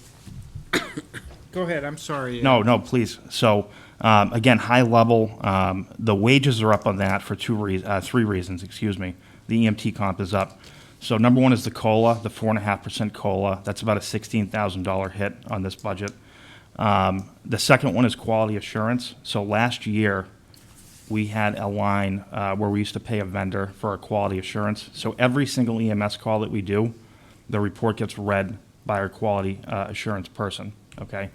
Gets graded, corrections are made, there's both positive feedback and, corrective feedback that are given to the EMTs. So I took that out last year because the person that was doing our quality assurance was able to work an ambulance shift, so he was able to do that work on shift. And about July, he had to come, due to personal reasons, he had to come off of an ambulance shift, so now I have to pay his hours out. He's the only one qualified in the department to do it. I have to pay his hours out separately for the quality assurance. And then the other main reason is I simply, I take the ambulance budget every year and I try to calculate it ahead of time. And again, we're 6 months before the fiscal year trying to calculate how it's going to get covered. And I over budgeted for people working the ambulance on call last year by an average of a shift a week or a shift and a half a week. So this number that you have in front of you is based on the trends up until now in this current FY23 fiscal year. And that's why it's corrected in next year. Okay. So if I have, Go ahead, Paul. so I think it's really important for the community to have an ALS ambulance. Yeah. Or have access to an ALS ambulance. And is there any hope of that? So that's a great question, and I'm actually really glad that you brought that up. So since I became the fire chief, I've wanted to bring ALS to Sherborn, mainly because the department previous to me was certified at the ALS level. There are 3 basic levels of ambulance service. There's basic, there's intermediate, and there's paramedic. Sherborn was an intermediate service up until about 2016. The state changed the way in which they license these ambulances. They went to the national registry system instead of a simply state-based system, and Sherborn lost the intermediate ambulance license back then. So they were providing more care than we currently provide today. We have a number of paramedics that work for us. I think we have 8 or 9 paramedics that currently work for the department. But there's really a crisis happening in the state as far as ambulance staffing, and it's honestly affected us. We're having trouble staffing the ambulance at the basic life support level, and most communities are. We're not the only one. It's not a Sherborn-specific problem. There's 36% less EMTs worked in mass in 2021 compared to 2020. And a lot of it has to do with COVID. A lot of it has to do with their better paying jobs out there. So, I was all about that when I started, and so wasn't the EMS command staff. But since the pandemic, with what's happened in the industry, we just don't think we could bring that service to Sherborn now and sustain it the right way. Because once we go that route, if we couldn't keep it up for some reason, we could lose our ambulance license altogether. So there's just too much going on in the industry right now for Sherborn to take that on, although I would love to. Chief? Yes, sir. Regional. So regionally, it's tough because right now we get paramedics from Framingham, and there's a line in our budget which is paramedic expense. We pay them a flat fee when they come and do an intercept with us. For us to regionalize, there's really no benefit to Sherborn unless the ALS unit is sitting at 22 North Main Street, because either way, it's going to be coming from out of town. There's still you're going to get that response either way. So, and I've had those discussions in the past, and a lot of ambulance services are really struggling right now. So. You had a question? It was almost exactly what Paul was talking about, the region, the neighboring towns and their ALS service. You said Framingham, but does Millis or Medfield or those towns, depending on where you are in town? Exactly. Close to a lot of other It's a great towns. question. So Ashland, Natick, Framingham, Millis, and Medfield are all ALS. Dover and Holliston are still BLS, although Holliston's going towards the ALS level in the future. So we use, just for your informational purposes, we use Millis automatically for the Bogastow neighborhood, Nason Hill, Bullard Street, that whole district automatically. just to get the unit there quicker. And honestly, it really significantly paid off in one call that we had last year in the Bogstown neighborhood, getting them there quicker. But yeah, the EMS staffing statewide is in trouble. Like I said, a lot of our neighbors are in trouble, and honestly, we run this ambulance on a part-time basis. We have 28 12-hour shifts a week. We're the only ambulance service that I know of that runs an ambulance like that hasn't missed medicals. We haven't missed a medical in over 3 years based on staffing. We've had a couple slightly delayed responses, but, I have to say, I was at my daughter's field hockey game in the fall at the high school, and a girl on the other team had a seizure, and it took forever for an ambulance to get there, and eventually it was Medfield that showed up and not Dover. But I was just shocked at how long. I think Dover's probably in a similar situation. Yeah, I actually had a phone call from somebody at that, asking us to come, but it was taken care of at that time. But, we've been lucky. I'm a stickler for response times for our ambulance. Our 50th percentile average response time for the first 3 quarters of 2022 was 5 minutes and 3 seconds. For the EMTs to get notified to the ambulances at your front door. Our 90th percentile response time is around 8 minutes, and that's actually national standard. You to get an ambulance to your house within 8 minutes, 90% of the time. So, so we have a really good service. A lot of people in Sherborn really rely on our ambulance service. Whether it's for chronic things or it's for acute issues in the younger crowd. And a lot of people really rely on it, and we're lucky, given everything that's gone on in the EMS industry, that we've been able to maintain it the way that we have. So, Any other questions then on the revolving fund, ambulance revolving fund? So we skipped, or should we do your capital I think next? that's after that. Yeah. Keep going the other Yeah, I way. know. Stick with me. so I don't know if you have the spreadsheet or the slideshow presentation. She's gonna bring it up. Okay, but I it just has have a couple slides. This year, I think it has an officer in charge vehicle Yes. for 55,000. Then if you go, you have then the estimate for it and then the slideshow? Yes. Slides, Yeah. yep. Yep.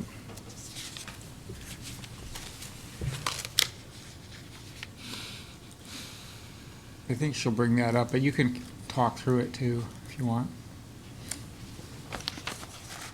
Fine, go ahead and start talking, I'll get to it. It's fine, Deb. So in accordance with our capital plan, we have before you this year a request for the officer in charge vehicle. So the department operates, with the exception of Monday through Friday during the day. We have an on-call officer in charge on a 24/7 basis. One of them that works that may not be sitting right behind me. Oh no, he left the room. Yeah. One of the many that work that. So we have a 2016 Explorer. That's a former police cruiser. It's got over 105,000 miles. It's in terrible shape. A lot of them don't really like to drive it. I don't really blame them. And in accordance with our capital plan, we're looking to replace that.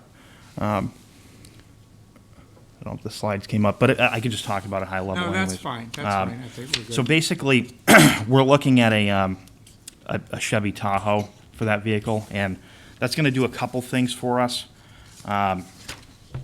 It's going to allow for us to install what's called a clear gear system. So cancer in the fire service, whether it's big towns or small towns, has been rampant due to exposure to carcinogens. The World Health Organization actually declared firefighting in general as a class 1 carcinogen about 6 months ago. Mm-hmm. So everything that we do as the fire department, we're trying to reduce the risk for our members, and there is that risk even in a small town like Sherborn. You go to one fire and your gear gets contaminated. There's an extreme risk to you from that day and going forward. So this SUV is actually going to have a first for us, a clear gear system installed where the gear is separated. Deb, you can go on to the next slide.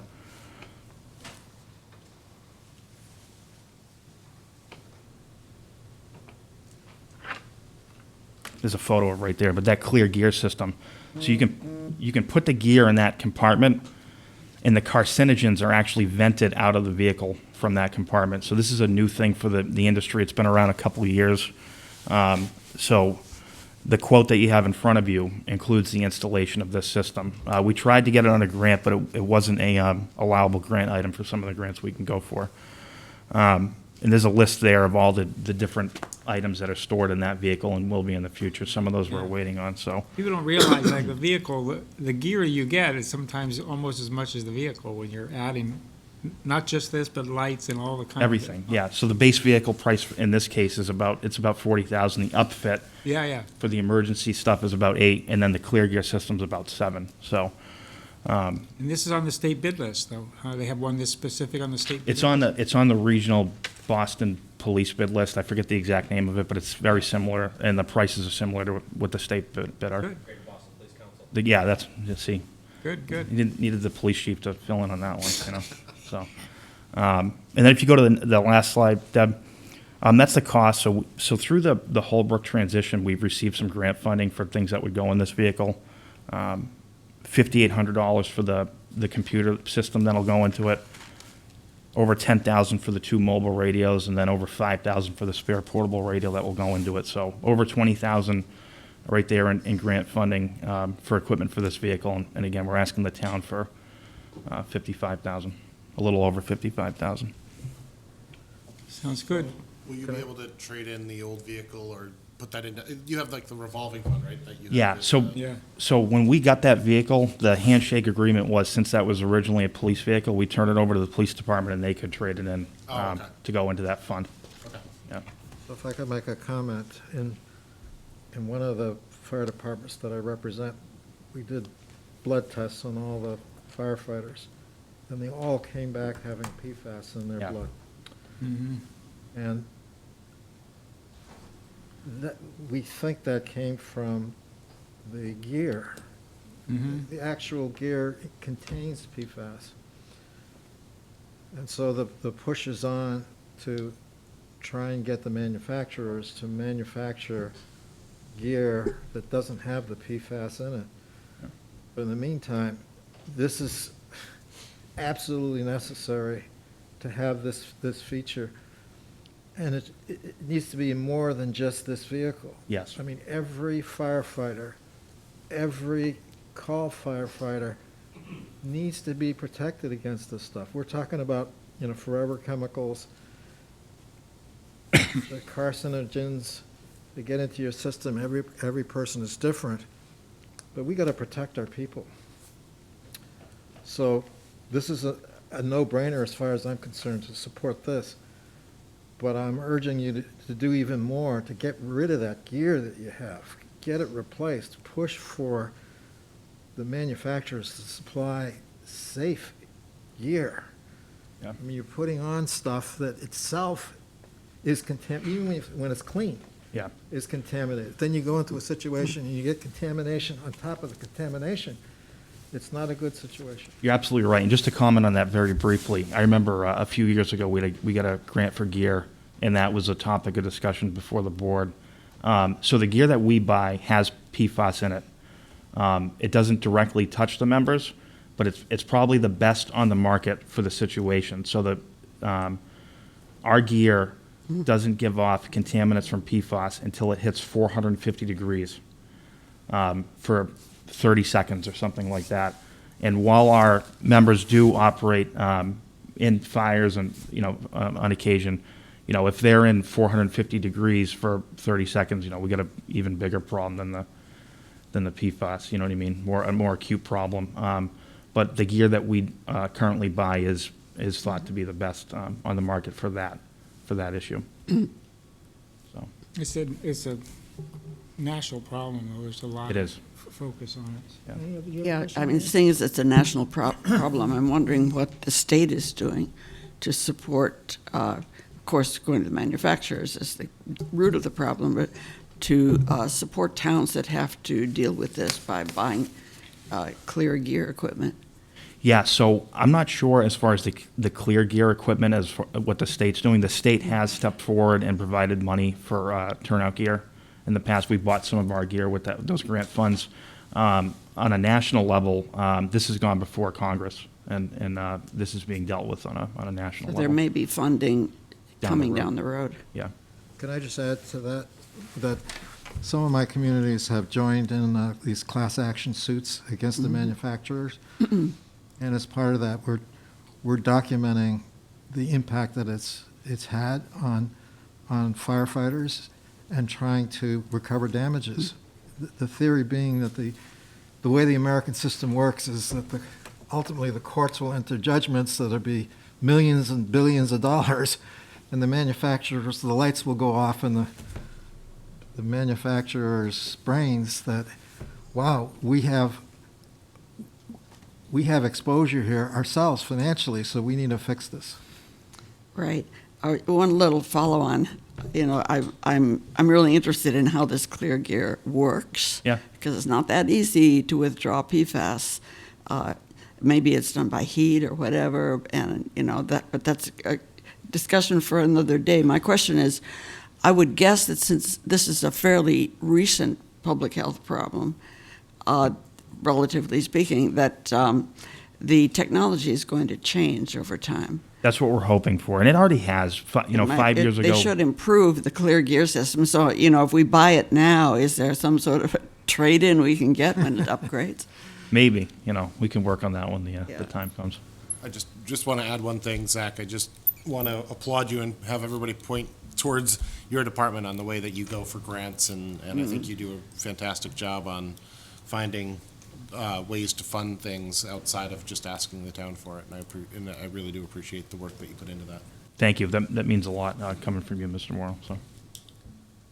Anybody, any more questions? I think we're good. Thank you. Thank you. So, Tom, you're up.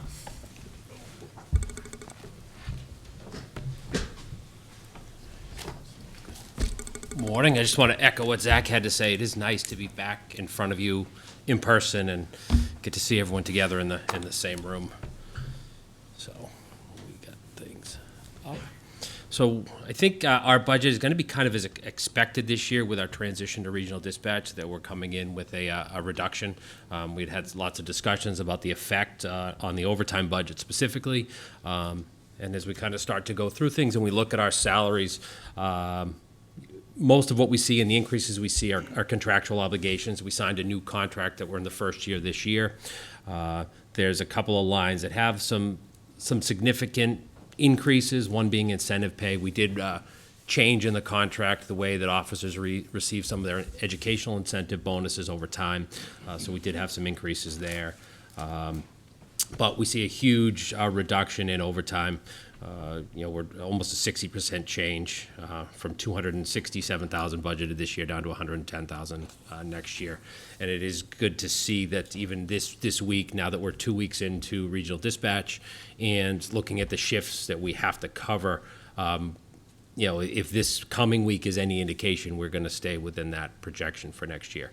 Again, that all depends on staffing and some other things, which, knock on wood, we're in very good shape. We did have a couple of additional stipends that were added, some minor things for a school resource officer, and some print and photo specialists to help the detective when they're not available. But really, the changes for this year come in the expense budget. There is an increase in expenses. I can say, having been here for over a year now, I have a better handle on where things are and how things have been done historically, and been able to learn more about historically our budget. You'll see there's 3 highlighted groups on the sheet. When we looked at all the line items we have, there were a lot of similarities in several of the groups. We had equipment repairs and repair and maintenance of equipment. When you looked at those lines and looked historically what had been done, there was a lot of crossover. It really didn't seem to make sense to keep 2 separate lines there. So we did combine those lines. However, there are some increases. We'll start with that line itself. The reason for that goes into mainly our tasers and our body cameras. We had a capital article that had been on the books for several years. We finally zeroed that out this year, that covered the contract that our tasers and some of our body cameras were purchased under. So that covered some of the ongoing maintenance for those. So we did have to add that in. Our body cameras right now, for the most part, about 80% of them are at end of life.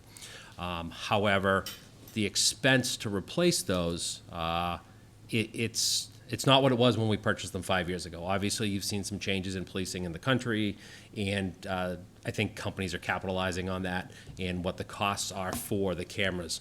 Ultimately, I think we would like to make a switch from the vendor we're using. But I think as you just talked about with Zach, I'm really looking at exploring some more grant funding that's going to be available or potentially available to us. And we'll probably have more discussion about replacing those cameras next year. There's a federal grant that's coming available. There should be another state grant. And actually, now that we're in the regional dispatch, I want to start to talk to the chiefs in the other communities within the region. We investigated on a product that has a lot of back-end use that can be used by dispatchers. So there's a potential that we could use the funding and the grant funding through the regional dispatch to cover a lot of it. Because we're looking at potentially over a 5-year expense for replacement of body cameras up to $100,000. And that's quite a hit for us, but I don't think we want to take a step backwards with that technology. I think it's an important thing for us to keep for transparency and for protection of the town. So we'll have more discussion of that next year and throughout the year. But so what we did have to do is, because we have batteries failing and cameras failing, we did add a line for $3,000 for maintenance of those cameras. Unfortunately, they're not as simple as putting a couple of AA batteries in it. We have to send them back to the manufacturer.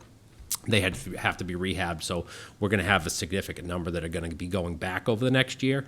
But I think it's going to keep us and keep our costs down in the long term by that small increase. The other lines that are combined are some of those software and administrative type costs. We have, again, those 3 lines that were together that, again, they melded together over the years. And we had information systems, we had software costs. Some of those things are now being absorbed in the IT budget. We've absorbed some of the things that were in the select board budget. So there's some significant change in there, and that's where the increase comes when you combine those lines. The reverse 911 system, Code Red, I think it's been passed around over the years. I think it started under Board of Health.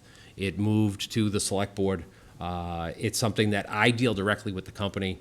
Then I'd gone to Diane to have Diane pay the bill. So we're moving that into the police budget. The other portion is the remainder of our data storage for our body cameras. So we maintain a cloud service for all of our storage for the videos. So there's a $7,000 expense approximately for the year for that. So that is under this now. And then there's 2 other things. One, with our transition to regional dispatch, we were provided a recorder for our phone systems and our radio systems and the 911 system by the state. So that now goes away, or it's actually gone away. We still have the old recorder in place, but there's nothing that records our business lines and our investigative lines. So the dispatch center is going to be purchasing us a new recorder, but then there's going to be a maintenance fee attached to that, so that's built into this. And then a tracking system. So under post, we're required to have a way to track discipline. I have to say we're pretty good at that historically. We don't have a lot of discipline. But one thing that we're not good at is tracking the positives. There's a lot of things that go on shift to shift, day to day, where officers get, an attaboy from a supervisor, from a fellow officer, from me, but it doesn't get formally memorialized. So we learned through the dispatch district of a system called Guardian Tracking. And it's a system that everyone in the department has access to. And it allows us to, when those little things happen, we just add a note. And it goes into the officer's file. And it builds, as much as it tracks the negative and those problems that we have to fix, it builds and shows us all the positives. So if we're to have a major problem, we can go back in and look at an officer and say, yeah, this happened. We're dealing with this issue. But historically, over the last 3 years, there's 50 things and positive things that this officer has done that we have some concrete evidence to support that in how we hand out discipline. I think it's going to be a positive. The feedback we've gotten through the dispatch district and what they use it for with their employees has been positive. So there's a $2,400 expense attached to that tracking system, but I think it's going to be a benefit in the long run as we move forward. The next section that we combined is the supplies, so minor thing. We had administrative supplies, we had office supplies. Again, it was just a crossover. And then, even though it's not a big number, it shows as a huge percentage increase in animal control. So I used the animal control line to add in some of the expenses that are going to be associated with West. So you got to see West a little while ago. But we're going to have some ongoing vet care, some food and things that need to be purchased. So those items were added in under the animal control line. It seemed to be an area that fit. I did talk with Wasim about that when we met and discussed the budget. So it just seemed like an area where things could do. And then we had a reduction in new hire equipment. We hired 4 officers over the last year that I've been here. I'm going to knock on something that it stays that way. We're in really good shape right now, so that we're able to reduce those expenses that we would be putting out for hiring and training new officers. So I think we're fortunate this year that we're looking at about almost a 4% decrease in the police budget, and being one of the larger cost centers for the town. I think Eric, you mentioned that earlier, that this is it's relatively significant. So I think I was going to just add on what you just said, which is, all the things with regional dispatch, because we were sort of having to force people to sit at dispatch desks when that wasn't their main gig, and then, some forced overtime. It seems like that is gone towards morale and reducing turnover. Because whenever we had turnover, then that created overtime, because when they were in the academy, then someone had to cover their shift when they were in the academy. So that's a minor amount in terms of the training costs. It's actually, in all the other costs of hiring and getting new people is enormous, I think. yeah, it was exponential, and you can see that when you look at the 5-year history of overtime So it's and huge, the expenses. I was going to say, Jeff, you and I have been on advisory and now here together for a long time, and that overtime number's always been a big sticking point. We were actually, wasn't in the budget, we were doing supplementals. Yeah, and- to see Right. it down to this Hey. 110 number is really. Yeah. But it's the other also the one other morale. question I have for you, I know it's not on here now because we got grant funding for the regional dispatch. When does that start to hit the budget? So we will see the first payment to regional dispatch in 3.5 years. Okay. And we'll pay 50% of our assessment. Just for, probably more for Dan's sake, to Yeah. anticipate when that starts to come back into the budget. Yeah. And other places, so Framingham's opening a regional dispatch center too. I wonder if it'll get competitive, if prices will come down to some degree. if gonna There's be- some potential, and it's kind of like the economy of scale. As more people join the center, the pricing can come down. I will say that there's Holliston is now signed on to Holbrook with us. They'll be joining as well. There are some other Metro West communities that are actually looking at joining. I know that they're kind of pulled between Framingham now and others, but there's potential that we don't know what Holbrook's expansion plan is, but there's some good potential for some more of our neighboring communities to join Holbrook as well, which will be a nice attribute. So I know that's a quick question, more just on the body cameras. Is the expectation that those prices will come down? Because technology does get cheaper over time, and especially as more police forces around the country start utilizing these things. I can't imagine, the price kind of blew me away, what you mentioned. Yeah, and me too. When you look at it, you look at historically what we've been paying. I looked at the current vendor we're using and another vendor, and there's a second vendor that has a lot more functionality, and their both pricing was about the same.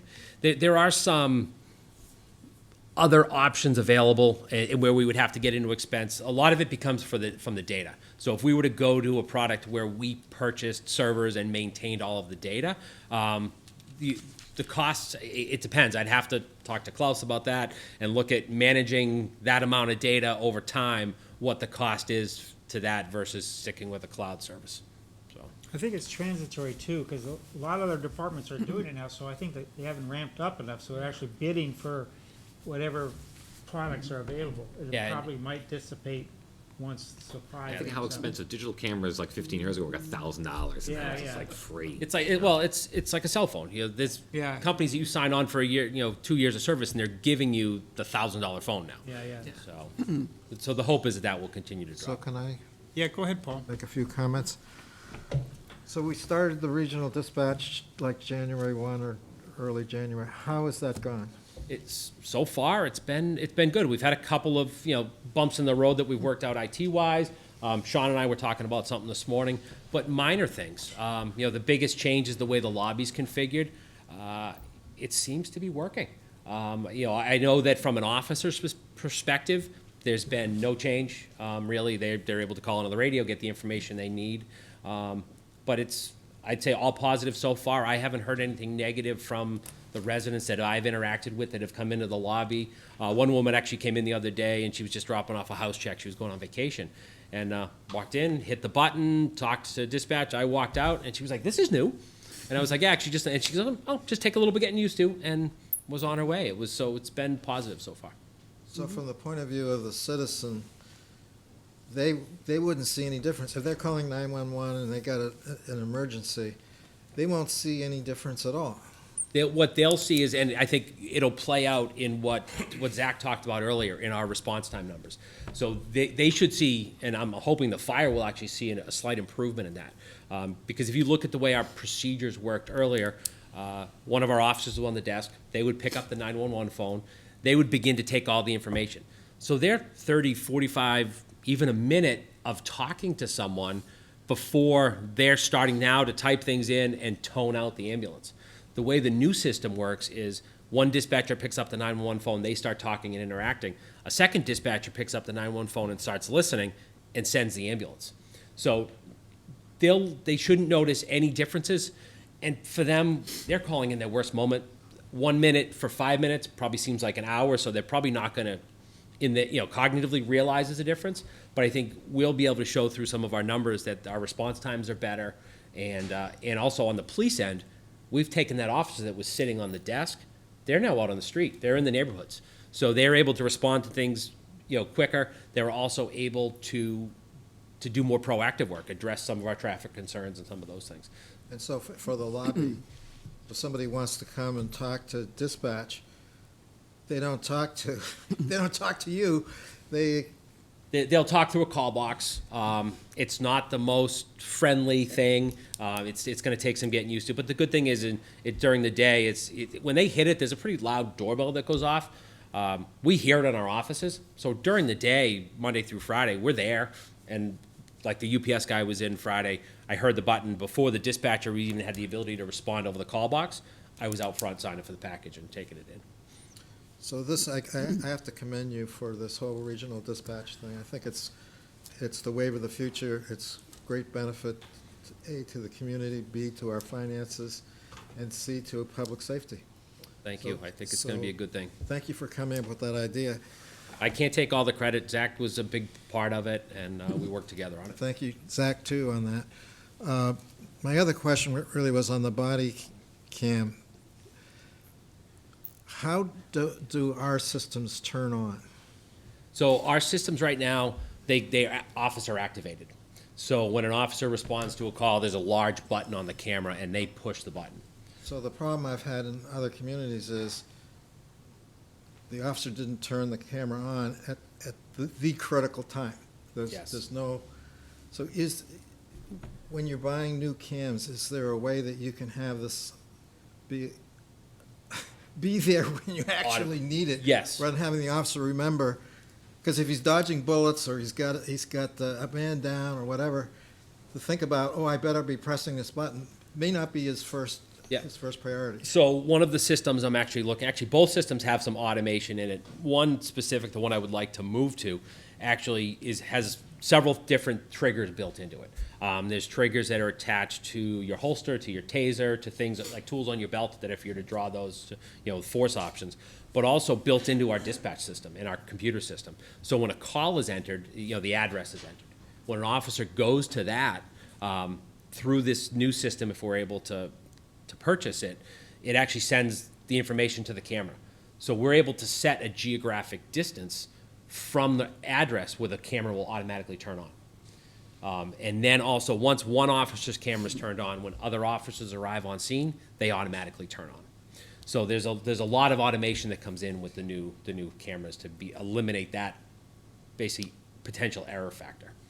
So that's in the plan for? That's not in this budget year, but that's the plan as we move forward to make a new capital purchase and then, in FY25. Systems too, yeah. Okay. Thank you. Marianne, you had a question? I just had a comment. I thought this was a really good and thorough budget. My only comment is that I think West deserves a raise. We'll double what he's getting. Show he has his own business cards now, everybody. Feed him 3 times a day. Okay. Thanks, Tom. Yep, so we have a couple capital items. Yeah, I saw that's next, including some EVs and hybrids. So That's yes, it. so it's just replacement of two vehicles. Unfortunately, this current year, we've run into a lot of issues with vehicles. So if you remember last year when we talked, we were looking at purchasing a pickup truck. Ford Motor Company had some issues with production throughout the year. They actually canceled over 10,000 orders for public safety vehicles. So we weren't able to get the pickup truck. This year, we were able to kind of, take another direction, and we added another, or we're in the process of adding another Tahoe to the fleet because that's all that was available at the time. So as we move to next year, we have two vehicles that are due to be replaced. And, we had talked last year about electric vehicles and hybrids. So we would again be looking at a pickup truck. We would be replacing one of the Interceptor SUVs with a hybrid pickup truck. I've actually already worked with one of the vendors. They actually asked me to write a letter to Ford that we would be seriously interested in purchasing this for them to get that and get that as a vehicle that was delivered to them. And then the second vehicle would be replacing our Interceptor sedan, and that's a fully electric Mustang Mach-E. And so we would, the nice part about moving to these vehicles is there's some funding that will potentially could be available to us through Green Communities and the EVIP program. So if we're to replace a internal combustion engine with a fully electric vehicle, there's a $7,500 credit that would come back to the town. And then specifically for police vehicles, there's nothing for traditional hybrids anywhere else except within policing that I believe it's a $3,000 credit that we would get for the purchase. And basically what happens is I've already had some discussions with Gino about it, and that we would have to do some grant paperwork. And they actually pay that directly to the dealership for the purchase. So we would also have to look at some charging options. So I didn't include that in the quote because we would utilize the grant for that. Because we do have the charging station out front, so we could utilize that partially. But we would just get almost like a private home type charging station just for the vehicle that we could use that funding that comes back through the grant to purchase and install. So I've been pushing for these electric vehicles last year. And when we talked about it last year, you were saying the market wasn't there. There were all kinds of issues. So I gather from what you're saying, things have improved. Things have improved, and they're going to improve significantly. When we look at the model year 2024, Chevrolet, the Chevy Blazer platform that they have that being released as a fully electric police patrol vehicle. So there's been major changes in just a year, and that's going to continue to change and allow us to do more alternative fuels for our police vehicles. And I saw a publication that said fast acceleration. Oh, driving them is, yeah. And you can actually pursue and catch somebody who's fleeing because the power is now there that apparently like a year or two ago wasn't. Depending on the vehicle, especially in some of the hybrids, there were some issues, but anyone who is listening that drives a Tesla knows, it's 100% torque to the wheels. It's 0 to 60 before you know it, and which isn't my real concern. And my concern with them is durability and charging. And so as the charging technology improves, that was one real concern as we looked at it. If we were to go to an all electric fleet with slow charging, that's a problem. We would have to expand the fleet so vehicles could sit to charge. But now as the charging is significantly increased and the speed of that charging is increased, that makes it more viable for us to use. And speaking to the charging, there's an existing charging station out front, but the town has an additional grant to install a fast charging station here at the town center. Yep. Thank you for pursuing this EV route. Yeah, and I think as we talked before, I drove a plug-in hybrid as my cruiser before I came here, so I'm used to it, and I'm all for it. And we'll see a reduced maintenance cost going forward. Yeah, Without the engine. You don't see that in here, but you won't be. Well, no oil changes. There's regenerative braking, so Yeah. less replacement of brakes. Yeah, There's a lot of things that kind of trickle down because we've had a bad year with vehicle maintenance. Yep. Any other questions? Okay. All right, thank you. I think we'll go with our officer in charge of IT now, who's sitting over there in the corner in his other hat. So Klaus, and you want to bring up the information technology, Deb, please? Yeah, I'm working on it. You can get started We'll get started, and you can. All right. Well, good morning, and again, thanks for taking the time. Thought I'd go through a couple little points here. Unlike some of my counterparts in the emergency services group, we're going to see a little bit of an increase guidance this year, at least as we're asking for. I would say just a couple of comments on that. I think part of this is a continued fluctuation as we continue to establish the IT group and services here at town. Oh, it's up there as well. Okay, yeah. We're also seeing a little bit of fluctuation. I mean, last year was the first time that I've had a chance to go through and work with the different department heads to put some estimates together. I think we did a good job, but over the course of this year, we've seen some of those things come in a little bit different than what we had originally estimated. And a lot of that has to do with the fact that we are continuing this process of consolidating some of the services across the different across the different departments in town, particularly with the phone and internet, some of the network and server and security, and threat protection as well. So I'll just go through a couple of the key points, I guess, for the changes. Deb, if you want to move forward, that'd be great. Thank you. So in terms of for the salary has increased by about 10.8K. Part of that was an increase that was approved this fiscal year. So this will be a guidance to be in line with what that would look out for this upcoming year. We've had an increase in terms of overall cybersecurity coverage, and really this is indicative of the expansion of the total number of endpoints. Of course, of us going to the regional dispatch, we've had a number of new tablets and laptops and equipment as part of that. Just that plus the increase in particular devices that we've had across the different town departments, that's really where we're seeing that expanding increase, because ultimately it ends up coming back to the number of devices and the number of potential threats that could be coming into the town. We have to provide that coverage for. A big area of increase this year that we're asking for essentially is in our software licensing. Part of this is not only from our threat protection ability, but also, again, some expanded feature and functionality that have been asked for by the different departments. Again, we're working hard now to unify the licensing needs across the town as a whole. In previous years, a lot of this capability was taken on at the individual department level.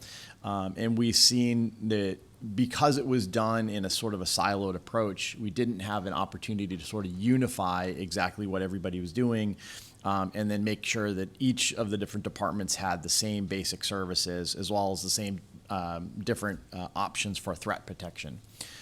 So based upon this, as well as some guidance that we've recently received from the MIIA and the CISA, we're looking to expand out the software licensing for the town in order to make sure that all the departments have the same level of coverage and the same basic services across all of the users.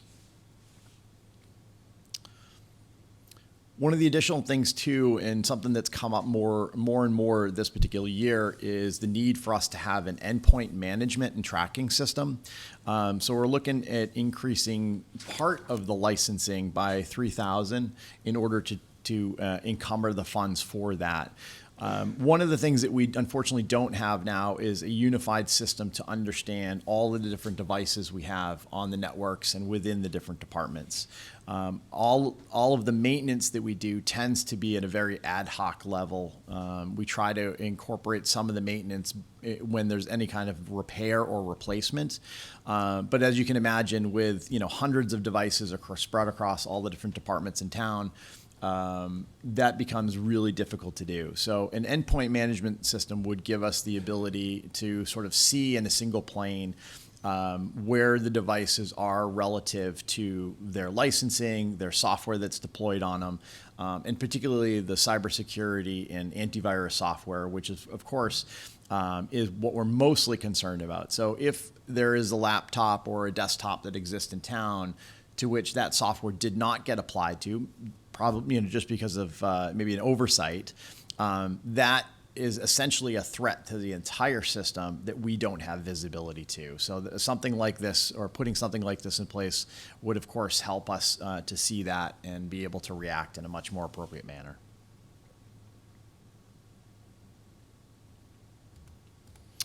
The next item was for some critical equipment and aging and replacement.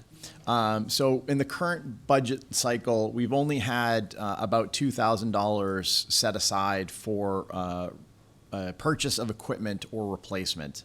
And as we've seen for the continued increase in costs across not only the different departments, but obviously for the use of the equipment is increasing, that is just not able to, or capable of sustaining where we would expect it to be.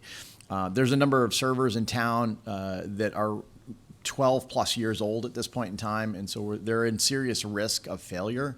So we're trying to build in some additional funding at this point in time, really to take in on a year-over-year replacement or expense of that equipment to make sure that we're able to maintain the system where it needs to be.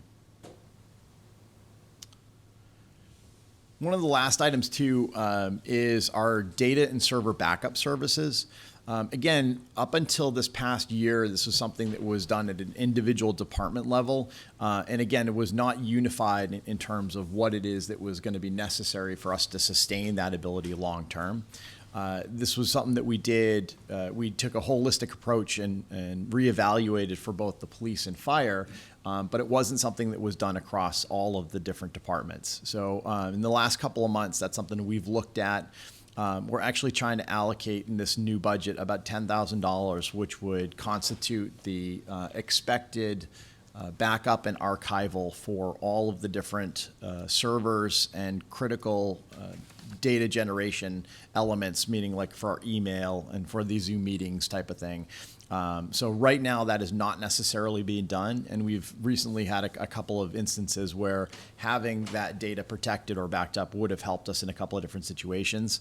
Particularly for some of the critical equipment, if a failure does occur, we obviously want to be able to bring that back online as fast as possible, and of course recoup to the state that it was at, inclusive of the data.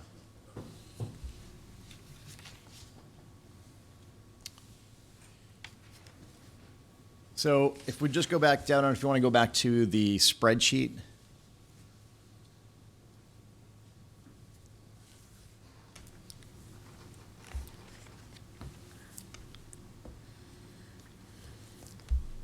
So from a relative guidance this year, we're actually looking at about, it's about $43,000 increase comparatively to last year's budget, most of which would be encumbered in terms of some of those elements that I already talked about.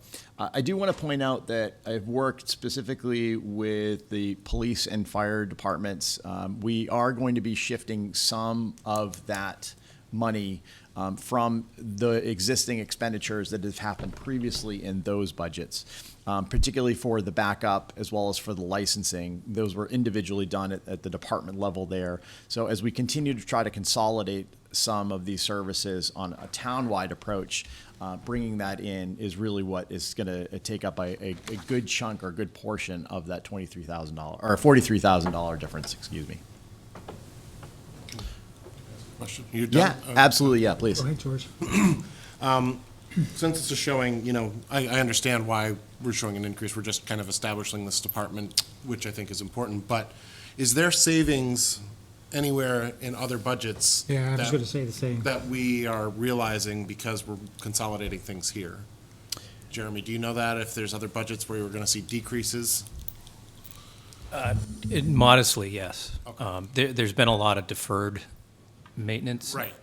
So you're seeing that reflected in this proposed budget, a real comprehensive review of what's not been done that should be done. There actually has been some requirements recently placed on us by our insurance company. Our insurance agent, Maya, has some minimum requirements that we have for our technology that we must comply with. And those will go into effect come July 1st, and Klaus has built that into his plan. So that's an example of something additional that we hadn't had to plan for in the past. But yes, I mean, the idea is that to consolidate it in one place, we would know the cost center. We'd have a cost center that we could look at, and that over time, especially getting a true inventory of all the equipment that we have and their age, that we could get a more planned replacement cycle for laptop computers and across the board.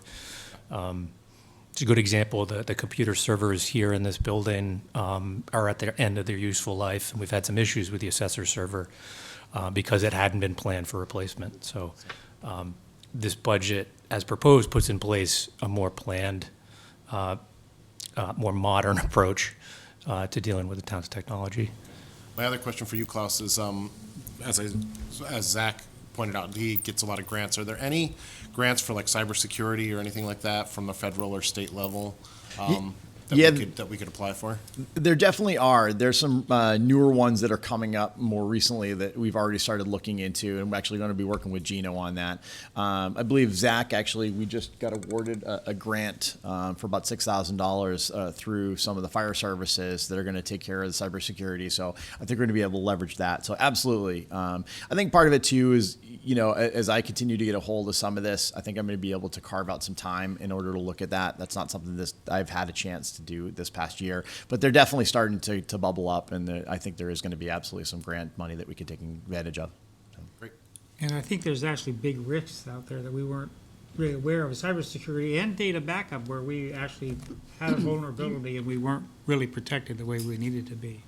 And the reason he hasn't had a chance this year is that he's also been very involved in the regional dispatch cutover, very involved. Tom's nodding over there.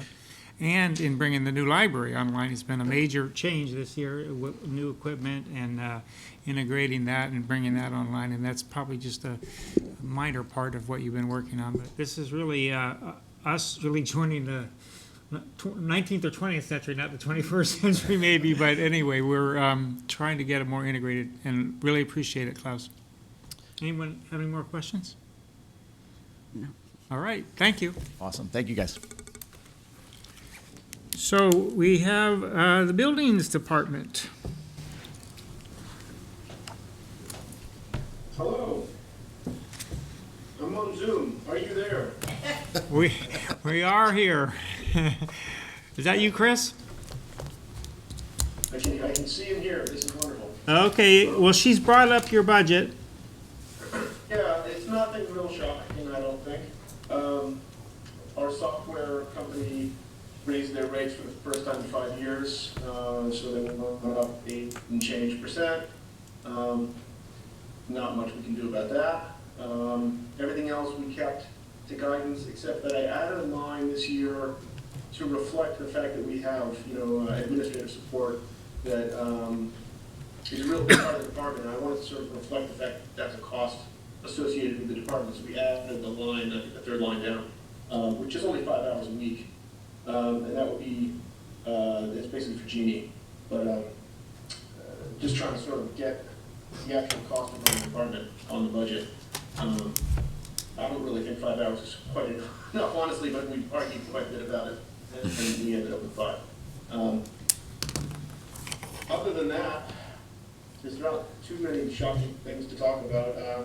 If you want to know just sort of where we're standing as far as how the fees have been in FY22, all the building related things brought in $229,000 and change. So far in 23, we brought in 150 and change. So we're certainly bringing in more than it costs to operate. I do have a few minor tweaks to the fee schedule that I'm going to propose to the select board shortly. But other than that, I don't know if you have any questions. I'm happy to try to go over with you. Yeah, I have a couple of questions. Go ahead, George. If you're now reflecting, Jeannie's time on this, does this now come out of the select board budget? So that was a big question, and we went back and forth, and Jeremy and I had a number of conversations about it. We ended up not changing her hours in the select board budget, and instead adding additional 5 hours because she was looking for more hours. So it is additional hours. It's not just changing the At a certain budget. point, if you take hours out of the select board budget, she loses, she'll drop below 20. Okay. I just wanted to be clear whether it was more hours or if it's additional hours or just shifting budgets around, but so it's additional hours. And the other thing, just because we just went through the IT budget, I see that you carry your software on your own budget. Is that just because you have such specialized software, or why would that not be in the IT budget? It's a work in progress. My budget when we first got it, and it is really only something that I'm operating, not to say that other departments don't use it, the assessor certainly goes in and looks at things in there all the time, and we interact with the Board of Health and Conservation through the software, but they're not really using it for permitting purposes. They're sort of dealing it with, because of my permit, so if I have a building permit, then I'm sending out requests for approvals and other things to the other departments, and likewise, the assessor isn't really doing their own work in it, they're just sort of looking to see what's happening with permits that have been issued and looking at plans that have been in the file, that kind of thing. I'm happy to move it over to the IT budget if you want to. It doesn't really make a difference to me. So there is an opportunity there to bring that together. This is a portion, is People GIS. You'll see actually a like expense in the Public Works budget as well for People GIS. So there's an opportunity going forward to further consolidate. Just hadn't got there with this year. Okay.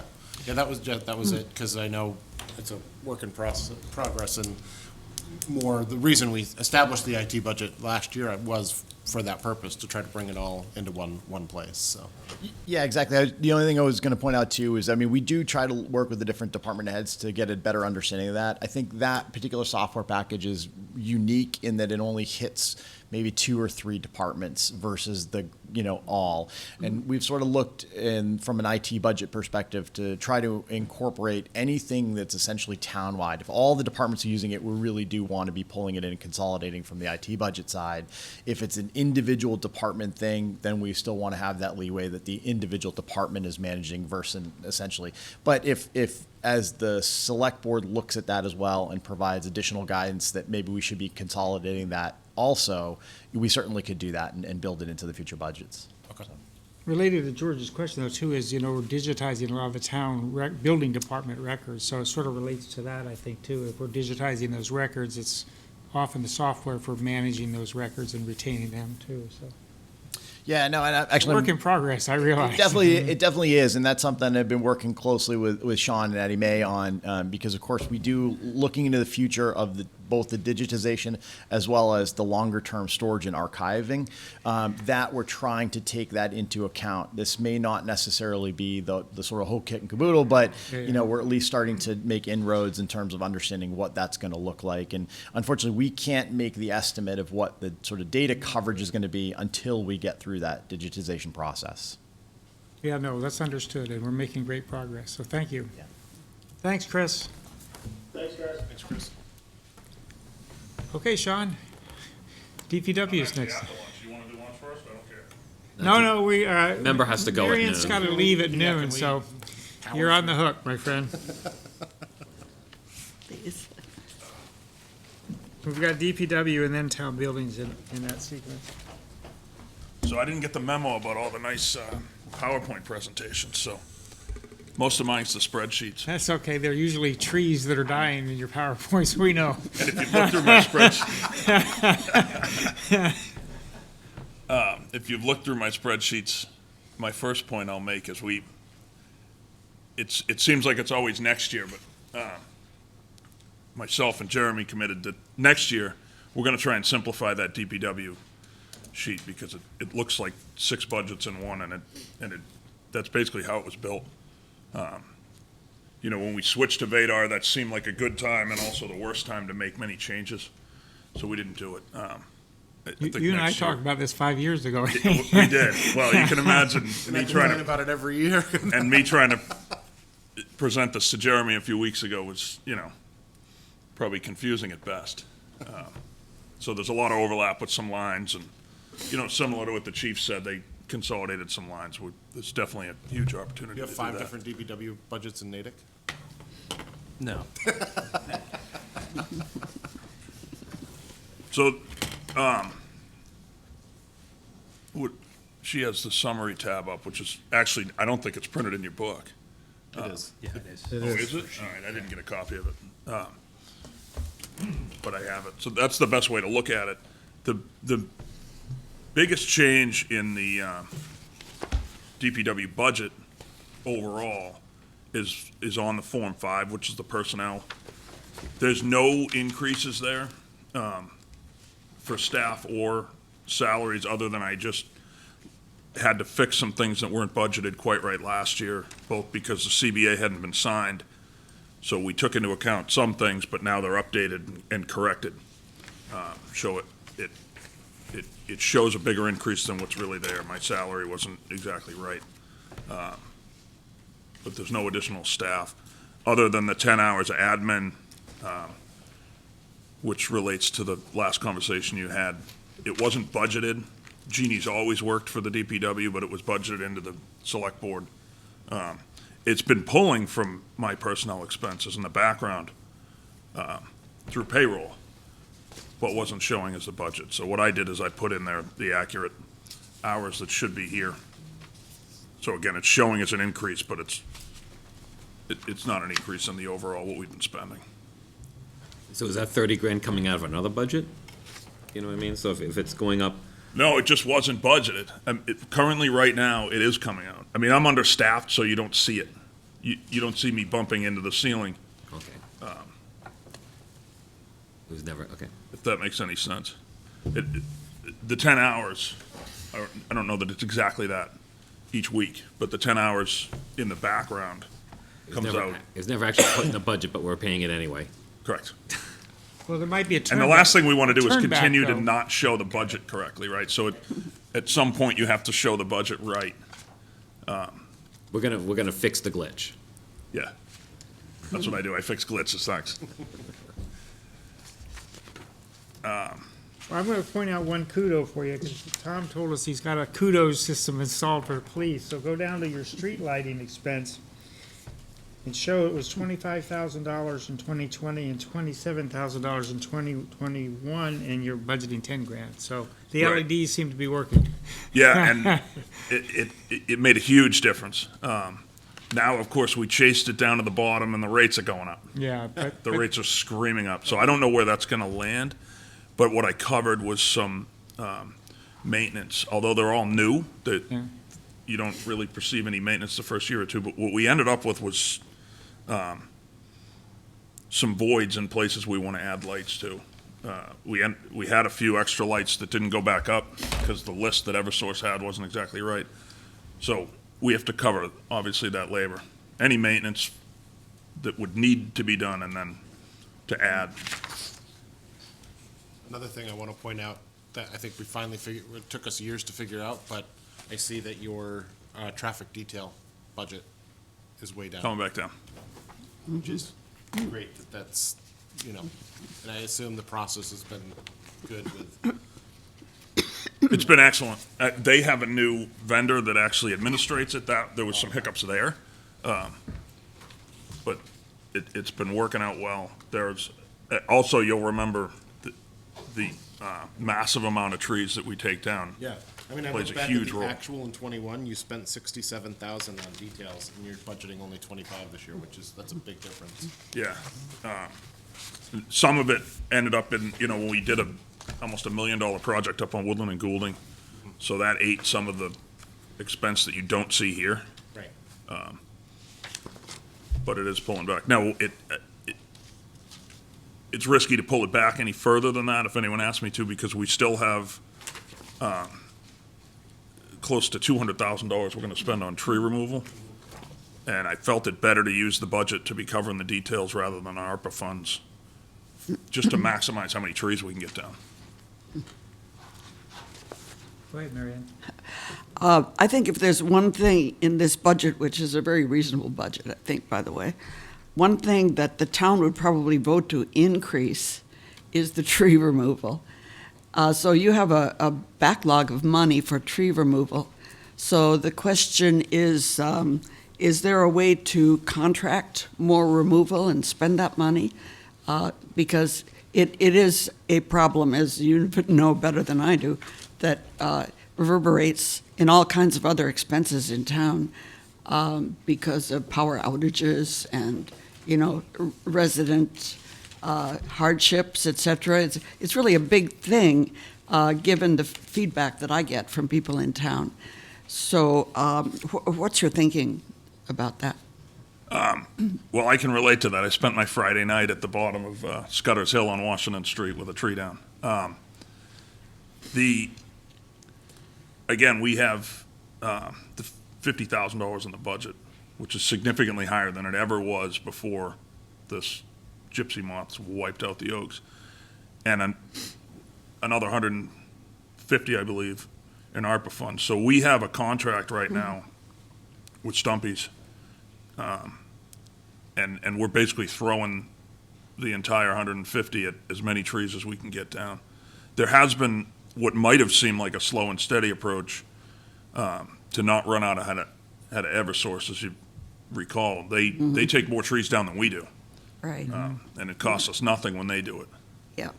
So we have to balance it. There is a fear that this year's drought is going to wipe out more. It's definitely taken some pines now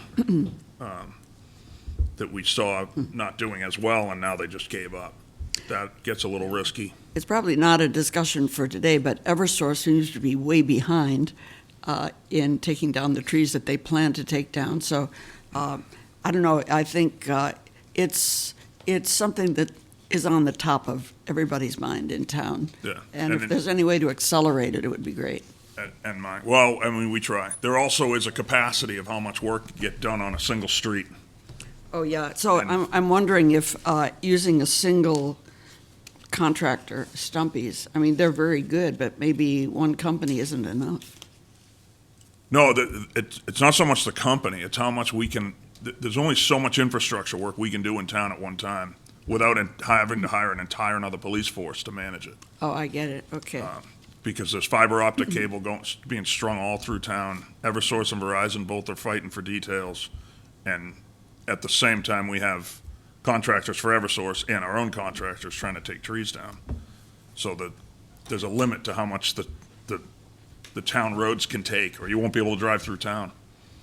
Don't we also use, I thought Eversource uses Stanley trees, and we contracted with That Stanley. was Eversource. We had. We contracted with Stanley when we were doing this, like Greenwood, I think, when we did the same Right. street at the same time. So Right. we get another vendor sometimes if we partner with Eversource. Is that still true? Yeah, Eversource is using Warwick right now. Yeah. You know, that's their choice. So some of our work, I think. So the limiting factor is is not the money. Is that what you're saying? Because if it is the money. Not currently. Okay. Again, I think there's enough to do this year with the money that we have. We'll see where we land this time next year. But I wouldn't ask to raise the budget for that. Unless Dan wanted me to. He's got a graph. He's got a graph for that question. Don't worry. Well, I recall a comment at last year's town meeting asking, why is this budget so low? Well, we transferred. Who made for that this- comment? That we- was Snow and Ice. Remember, we transferred $150,000 2 or 3 years ago. That's right. Right. It hasn't all been spent yet, though. No, but I think it is capacity. Yeah. Okay. Snow and ice is the good news. Here we are, mid-January, and we've had no snow and no ice. What's that? We never budget for it, though, so that doesn't save us money. Well, Oh, yeah. There's no snow and ice, no snowstorms. well, we're halfway through the budget already, and Yeah. nobody notices. been- We'll still probably go over budget. Remember, Paul, in 2015 was a record, all-time record high snow fund, and it wasn't basically a flake until January 26th. Yes, yes, Yep. I know. Yeah, so. Gotta be yeah. careful what you say. One thing, I just want to ask, go back to that, the admin assistant thing. I don't understand how it wasn't budgeted for. That doesn't make sense to me. Like, I think we need to look at that a little bit more. okay. I don't understand how she was getting paid and it wasn't in anybody's budget. Well, Yeah, It there's- was. reserve fund transfer or something, you would think, or maybe it hasn't come yet. There seems to be overlap with 3 different division budgets, and we'll look at that. There may be an opportunity to actually reduce Public Works budget I here. think he said that he was short other people, employees in the department, so he was using the money that was there for Yeah, it for personnel. I understand when budgets go up because somebody's getting more hours, but like it doesn't make sense that that it wasn't They're budgeted. getting direct deposits, yeah.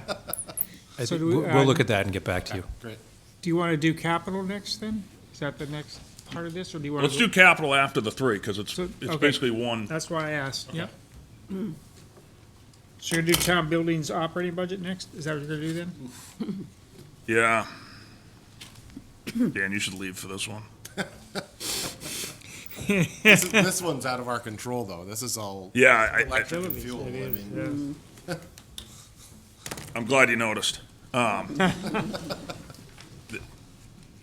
There's a few small lines where I did some of that consolidating. Another anomaly here. I still have to predict what the library's gonna do. So the cleaning contract, I threw a 30% increase in. That library's huge, and it's in this budget, so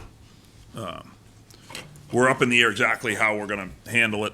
I've been waiting for the library to come on board to reassess how we're cleaning the buildings, but, it still needs to be budgeted, whether that comes in-house or we put it back out to bid and search other contracts. There's still gonna be a pretty sharp increase to keep that place clean. The major increases here, and I went back and forth, and really the best definitive thing I can get, and me and Jeremy talked about it, DPU's website had their predictions for this coming year. And it was estimated a 50% increase for the year for electricity, both for the generation and the distribution, and then 30% for the cost of fuel. So I just put that across the board. when will the solar panels come online at the fire? Firehouse? It's hard to say. Maybe That by could summer or fall. Could be this summer. Okay. Maybe the fall. Because that should show, hopefully that'll give us some significant savings once those come on. I've also spoken with the school district as far as, their procurement of energy. They do have some longer-term supply contracts. They just renewed for their gas. Apparently, the library does purchase their natural gas through that contract, but the electricity is just on the open market like all the other town buildings. So there may be an opportunity for us to pursue syncing up with the school supply contract once those come due in 2 to 3 years. But in the interim, we probably should look at our own supply contracts. It's a tough market right now, but just like the community aggregation town-wide, we can do the same for the town buildings. Any other questions on the select board? Anything else you wanted to comment, though, on the town building operating budget then? But just that our buildings seem to be in pretty good shape. I was a selectman back in the days when the buildings were not in good shape, and very pleased with all of them. Thank you. I will say I didn't account for any electricity for police cruisers being charged. That will be a sharp increase. We've turned the lights off at dispatch, so I'm gonna say. Oh, I was thinking of that. That's a good idea. Okay, so what do you want to do? You want to do transfer station operating Might budget as well. then next? There's nothing there. Yeah. Yeah. I didn't bother to increase that electricity. There's some huge repairs there, but that's not gonna be in that budget anyway. Are the disposal costs in this budget? What's that? The transfer station, are disposal costs in this budget? Yes. Okay, here it is. And you'll recall for Still 2 in the years. contract? For 2 years running, we were kind of chasing what our friends in Framingham Natick were going through with the recycling. So we caught it. I ran it up pretty sharp the past 2 fiscal years, and I think it looks like it plateaued, I hope. I'm not really a futures guy with recycling, but the trend this year, this current budget, looks like we're going to cover everything, so I just held with those. Are we in the middle of a contract for that, or is it? For recycling? Is this reasonably stable? There's no contract. Yeah. With E.L. Harvey. We're on We borrowed just have time. the best rates in Massachusetts with our fiber. We're still getting our paper and cardboard for free. Or tenant at will. One of the advantages that Sherborn has over some of the neighboring communities is that it's not a single stream here. You do source separate, and that has been better for the current market, so that, when you market the paper and the plastic separately, there's more value in that in the market, so. I've heard about that. Do you think there's any, Jeff's going to tell the story I've heard 8 times about Wellesley's separation, but is there any benefit to even further separation? Because we kind of single stream, we have the cardboard and we have some metals, but then the rest is kind of single stream. Is there any actually benefit to, separate glass and Wellesley's the plastic? example. My story is, I first I know, moved to I've heard it so many Wellesley times. 25 years ago, and I showed up with a beat-up Volkswagen. First of all, the man next to me showed up with a Mercedes convertible with trash in the back, okay? But they separated glass into 5 colors of glass. I mean, Right. if you ever go to the Wellesley transfer station, it's crazy the categories they have. So they give tours of the place. problem with I glass thought your is car was being recycled. It could easily have been, but it wouldn't have gotten much value. the glass right now is a problem because all the manufacturing in this area, Sylvania went out, so there's no Yeah. there's no good glass recycling happening here right now. There's no bottles being made locally, so that market fell through the floor. That's much more of a question for the recycling committee. They kind of live that. Currently, it's a headache. E.L. Harvey would just assume not have the glass either, because half of it breaks by the time it gets to their processing plant, and it can't go to the incinerator. It's not supposed to go to the incinerator. Most of the glass ends up being landfilled these days, Right. used as daily cover, so it's not a commodity that's reused currently. And we mix the glass and plastic, so it seems like, I don't know if because I know single stream was a hip thing because China was taking it, they offered this great rates, and then this stopped. They reduced their contamination rate to an unfeasible extent. So now we're kind of back to where we were, I don't know, maybe 20 years ago, whatever it is, I don't know, I think it's worth looking at, if even further separation would help us, especially in the long run. Yeah, You know? I think the recycling committee has, because they've gone through some headaches with trying to do something different, because it does, it adversely affects the tonnage going to E.L. Harvey, which is, by the way, almost 30% more than the incinerator. So, The town does receive some funds for recycling dividend funds, and, those are funds that we might be able to use towards a study of further separation. So we can have that conversation with the recycle committee. So I found a glass bottle on my farm. It was made in 1803, and it's totally intact, solid, and it has the name of the glass blower on it. And it's withstood 220 years. Did you recycle Doesn't it? even have a scratch on it. Okay, so do you want to now circle back on capital, you think? Is that? sure. You're not buying any trucks? I'm not buying trucks. I'm still waiting on a truck I bought 2 years ago. So, So we're back to DPW capital to start with, is that right?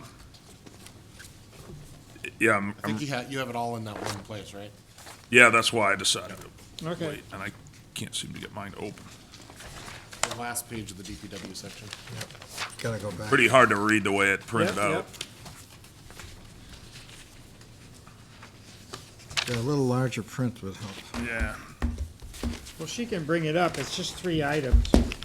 Stormwater, roadway management. Actually, Yeah, I'm working on it. yeah, and maybe just to be able to zoom in on the, my computer won't let me do it. You can probably talk to it while she's Well, I'll doing start talking about stormwater first, because Yeah. it's just a big confusing thing right now. So,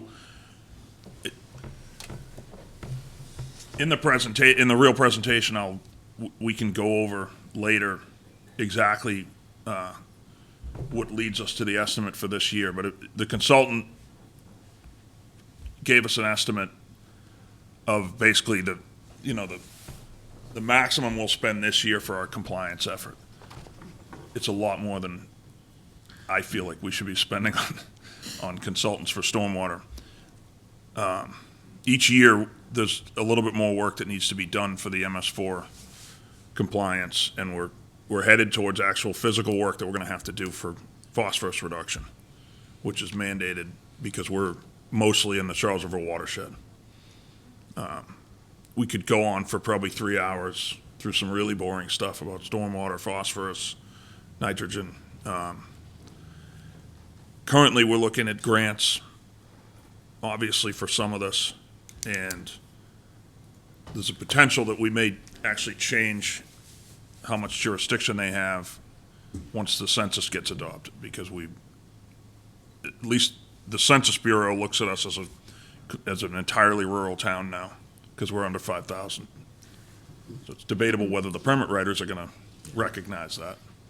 So that's yet to be seen. But to cover for this fiscal year's efforts, that's the estimate at the moment, and there'll be more to present And later because as we these get are closer. consultants, it's not something we capitalize and bond, it's just an expense item, right? Is it really capitalized or not? Oh. No? I don't know how we paid for it last year. Yeah. It'd be interesting to see whether We something we did, could spread we out. did have legal counsel and bond counsel make sure that we could be using capital. Yeah, if it's contributed, like, just like you design of a building, if you design it one year and you build it 2 years later or whatever, it's integrated, but Right. if it's really just consultants, it probably can't be capitalized. But could I put a positive spin on this, that this money is well spent? It improves the environment. The town is dependent upon groundwater, is dependent upon, we're not connected to the MWRA, so Charles River is important. The Farm Pond has got a phosphorus problem that they don't even know where it's coming from.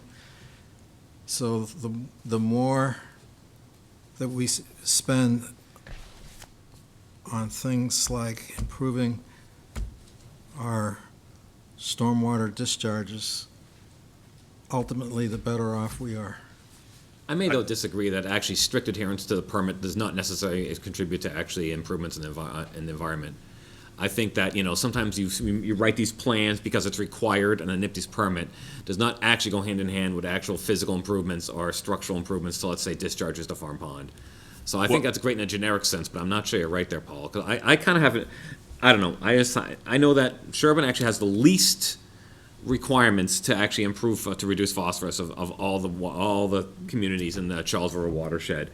I actually would like to hold to the minimum of the NIPD's compliance requirements, do the minimum there, but then actually make real improvements elsewhere where it's needed. Because I do believe the Farm Pond is such an asset to the town. I'd like to put more effort into that. And is Farm Pond in the regulated area? So that was, yeah, at the risk of shooting myself in the foot while I asked the town for money, nothing we do to comply with the MS4 permit currently and phosphorus reduction will have any impact on Farm Pond. Farm Pond is not in the MS4 area. So unless we decide to use the entire town, which we opted to not do at the moment, I know we can't use any of the improvements that we plan on doing at Farm Pond, A, to get credit, or B, to make any difference. Reducing phosphorus to the Charles River is going to help Natick, Wellesley, and the downstream people more than us. Well, some of us are on the Charles River. That's why we want you to recuse yourself, Paul. But depend on Medfield and Millis doing the right things for you. But the point I'm trying to make is that the federal program that's reflected in this budget item is one of gradually phasing in more and more requirements. And so while it may be true today that it doesn't affect Farm Pond, and it may be true that these reports aren't being converted into actual action, as Eric has pointed out, this whole point is, federally, the idea was not to clobber everybody all at once, and to gradually tighten things over time. So ultimately, we'll get there. It's just a lot slower process than Philosophically, I get your point, but it's still ultimately an unfunded mandate during a year of which we actually have tight requirements. I don't know if it's worth discussing more, or actually, like, I've never, do we want to regulate the entire town or stick within? I've always thought you stick within the regulated area and do the minimum, to be honest. I mean, is there any advantage, and we can talk about this offline, any advantage to counting the entire town as a regulated area? There might be, and it may be more tied to grant funding. We're gonna talk about it a lot more, but probably not here. But No, in the- you can't use grants to make permit compliance. That's the hard part of it. Most grants, it's Right, but there's gonna have to be grants, there's gonna have to be, for the amount of work that's gonna be needed to do phosphorus reduction. So There in a has way, to- in a yes. way, having Farm Pond outside of the MS4 is an advantage in that we can actually obtain some 319 grants as you have in the past to do work around Farm Yeah. Pond. In any case, Sean, this budget is for a consultant to help us comply with what we've got to do. I mean, we've got to do it. So. Right. Yeah, the There's- rest there's of it, I little agree with the rest of discretion the in comments. that It's for another request. day. And the benefit to doing it here rather than if we were to go backwards, and there's no chance we're gonna do it now, but if it had been built into the budget, we would question how much we have to do per year. This, I don't know how, well, you guys probably remember from being on advisory, the initial town meeting article aged for 5 or 6 years before we finally used it, because the permit kept getting pushed off. 400,000, wasn't it? Right, so, last year I just asked for a year's worth. This represents a year's worth, but if it stretches over 2 years, because things get delayed on the permit side, then so be it. It won't be money that gets lost in the budget. Okay. So do you want to talk about roadway management and town facilities? Yeah, not a whole lot to say with roadway management. We're just Yep. continuing on with supplementing the Chapter 90. I don't have specific projects slated. We thought we were going to be working on the roundabout in July. Thank you, It doesn't Marion. look like we will. Appreciate it. Take care, Mary. Bye, Mary. What ballpark is our chapter 90? I forget. It was like, How much? yeah, 263. okay. So you don't have any specific projects yet for this year? Not currently. Last year, I mean, the Woodland was obviously, Woodland and Goulding was the project that needed to get done. Right. Yeah. That was so that bad. was huge. Did you ever, I had asked you about this before, but I still haven't seen, like, that company that screwed up over on Western, and there's still the gouges, like, in the road over there, have they? No, that section, I thought they were gonna re-chip that. Yeah. When they did downtown, and that's what I told you. Yeah. And then they looked at it again and they decided to pave it. Okay. So it was too late in the year by the time they decided to do it. That'll probably happen this spring. I don't have if I had had a project in town, they would have just skipped to the other side. Yeah. Which is what I thought they were gonna do. It's not a big issue, but I'm like, we paid for that. Yeah, Like, no, should- they owe it, Yeah, they yeah. owe it to us. They'll end up being in either Framingham or one of the local towns. I think they were actually in Medfield. They tried to call me, but it was like 2 in the afternoon, and we were gonna have to shut Western Ave down. That doesn't make too many friends for me. Thanks, Klaus. Especially the people on Old Orchard, they love it when you, shut down Western, don't they? Exactly. Well, they'll get it again when we do the roundabout. One resident that calls me every single time. When you divert traffic onto Old Orchard. Yep. That's usually those guys, not me. I'm just doing what I'm told. Usually because somebody crashes. Right. And then town buildings? So the town buildings, again, is more of the same, with the exception of this year. You'll remember that we basically based this just on the on-site insight report, which was always the core buildings. We never talked about the transfer station, which this year's coming up. Remember, there was a huge electrical fault down there.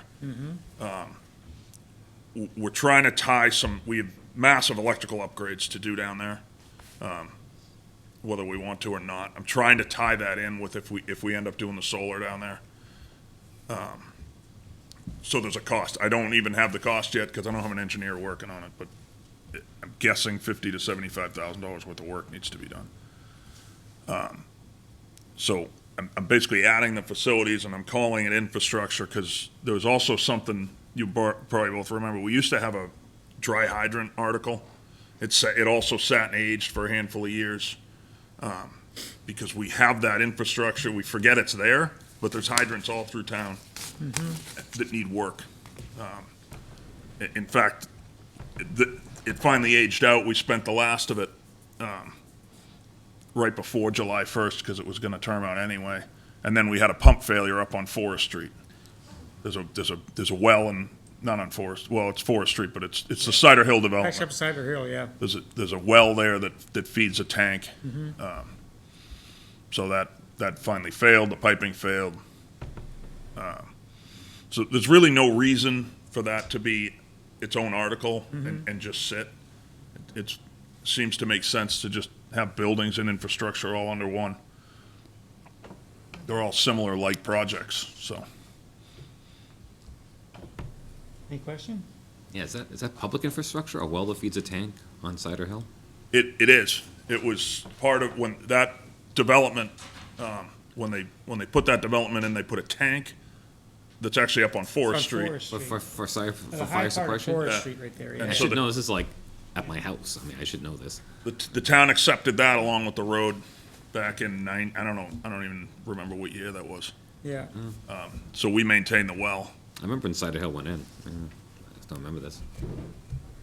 Yeah, I was on the planning board.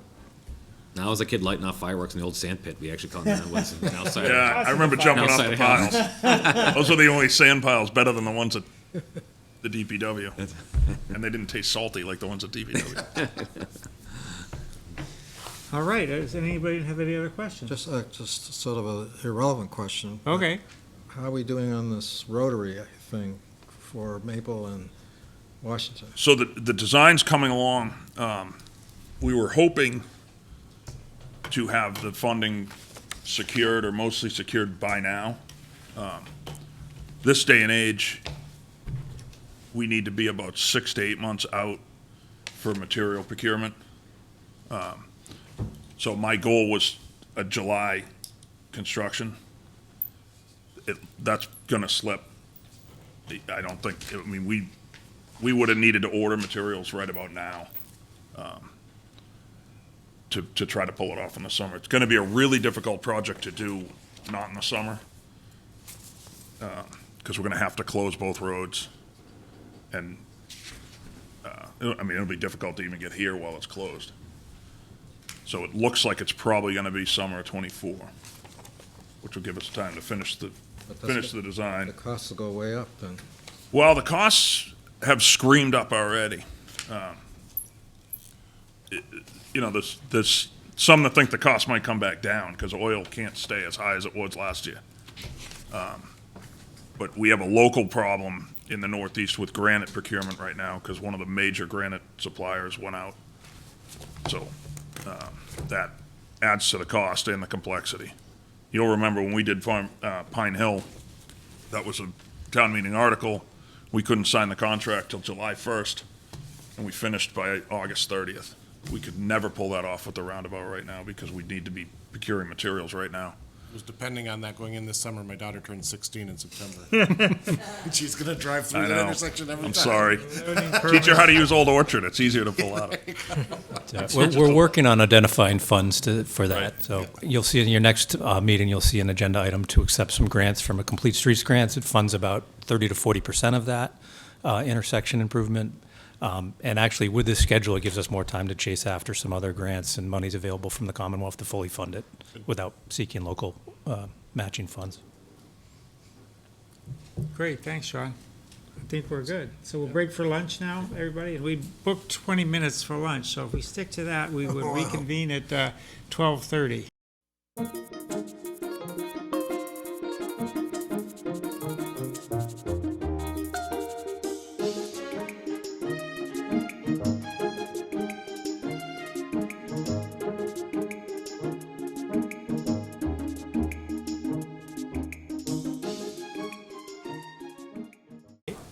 Is it on?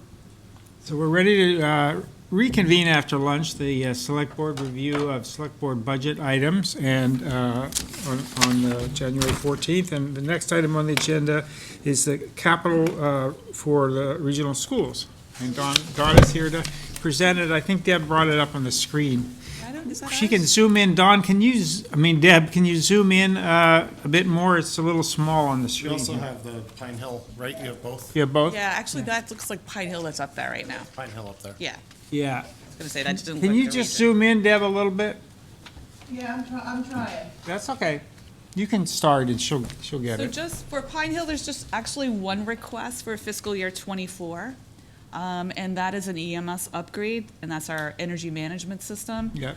So if you've been following sort of what we've been doing in the schools in general, the region underwent a pretty large, significant EMS upgrade in fiscal year '22. That's spilled over a little bit into '23. That got us our base operating system, our Tritium Jace system, and now we're adding the other school buildings, Pine Hill and Chickering, onto that system. That's going to allow our director of facilities actually to be sitting at his house, sitting in his office, and be able to manage all of our buildings. So Chickering is about 80% there right now. This was a capital request for them last year, and the last school for us to bring on is Pine Hill. Theirs is a little more complicated because they're on a system that's more, it's a different system than what we had at Chickering. So we do have our EMS firm that we've been working with, looking at that number just to make sure that 75,000 is going to cover it, but that's the only thing we're asking for fiscal year '24. Looking out, I think the bigger questions are some of the larger capital requests at Pine Hill, and probably taking a longer vision of what the town's thinking about doing with Pine Hill. We can definitely continue to push off the roof covering. As you know, there's multiple buildings over there with different roof types. We don't have any issues with leaking over there right now. Yeah, there's a lot of penetrations of HVAC units on the roof and all kinds of. Exactly. So we don't see that as a urgent issue to deal with, but we're keeping it on the plan just to keep it on everyone's radar.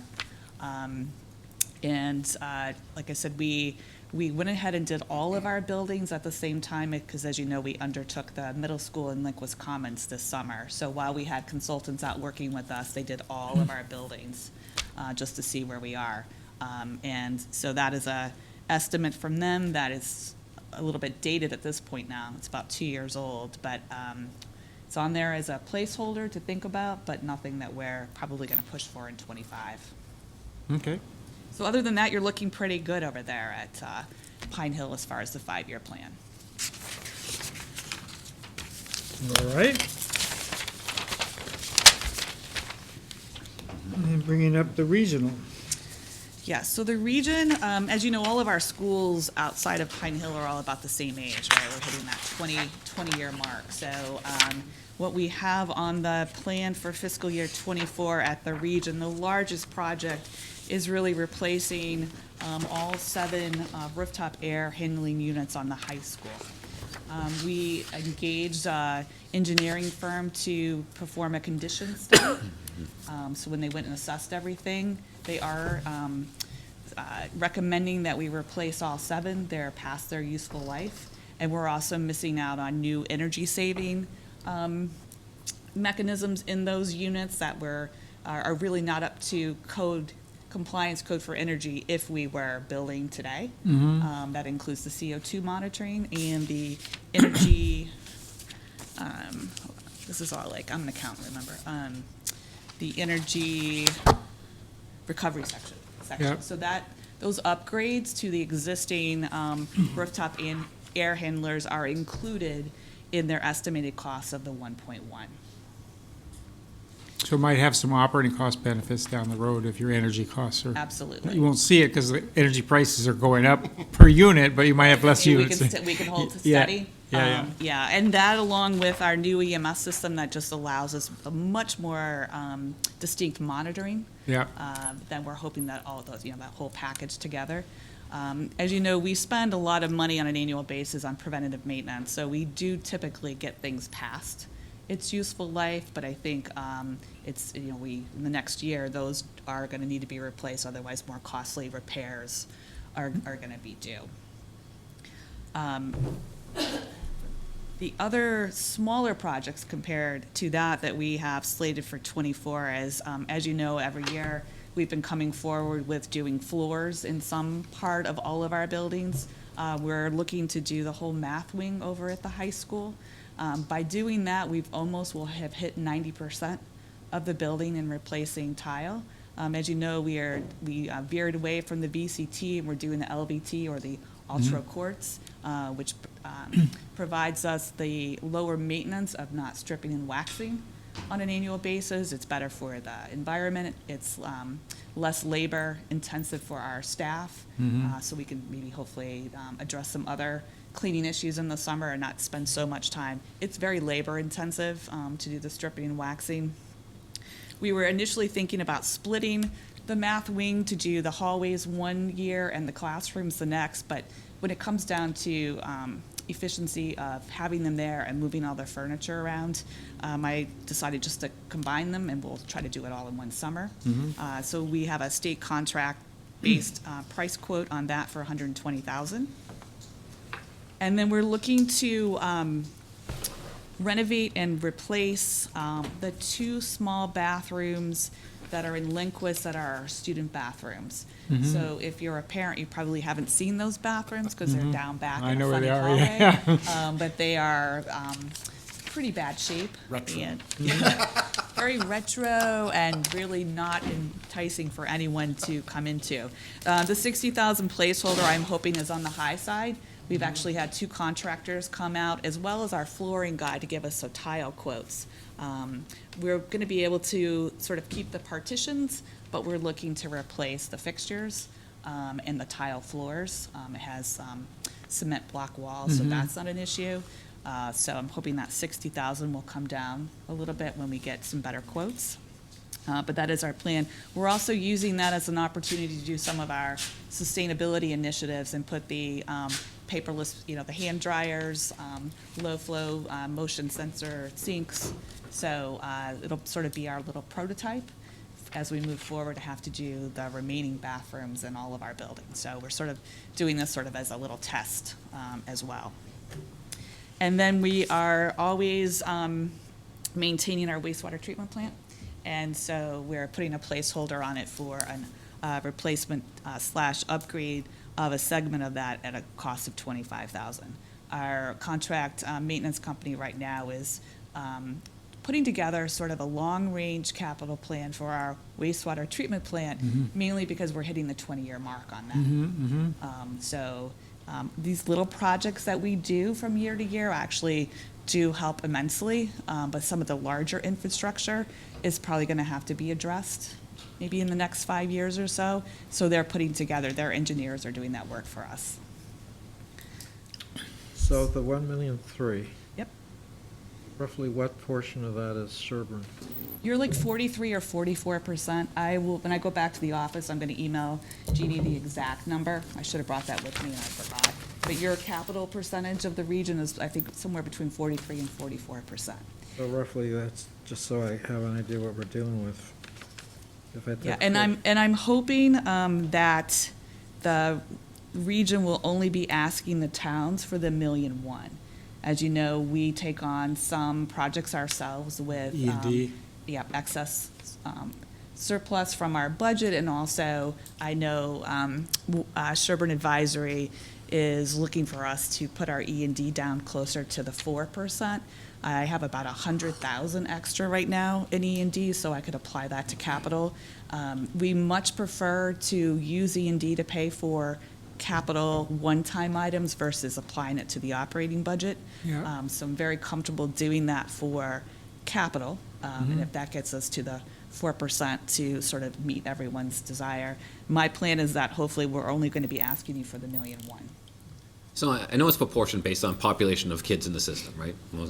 Yeah. Well, How does it work with how does it work with capital? Operating is different than capital. Yeah, so though. capital. Let's say you pay something over a 20-year span. What if like 10 years from now, Sherborn's got more That's kids? why it's a different percentage. You can explain it better, George. But Yeah, well, the percentage, so the difference in the percentages for the capital is it's 75% based on current students in the, who actually go to our schools. that's the operating budget. No, this is the capital. And 25% is made up of all aged, student-aged people, or what I would say, students in the towns, right? Yeah. So kids who go to private schools, we count those numbers in if they live in Dover or Sherborn, and that factors into the capital assessment. Oh, okay. That's Operating is strictly who attends the schools. Okay. Capital is 75% of who goes to the schools, Yeah. and 25% of other students who could come to our schools because they live in the town but don't right now. So that actually usually sways Sherborn a little bit lower than Dover, because Dover typically has more students going to private schools. Okay. So you are picking up a benefit from that sort of scenario. Our capital percentage is a little lower than our operating. So I did It could just be whatever the debt service is that year, and you pay proportionate to it. You Yeah. almost authorize, you know what I'm trying to say? You Yes. think it just. Right, it does fluctuate, right. So I did a quick calculation, and it looks like about 550,000 roughly. Yeah, so if you just base it on that, yeah, or if you just base it on the 1,000,001, it's like 484.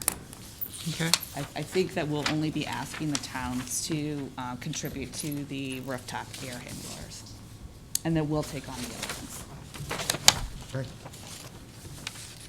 I will say, so we have to do a design, engineering study for the rooftop air handlers, and, because that means I have to go out and do an RFQ and all that extra time.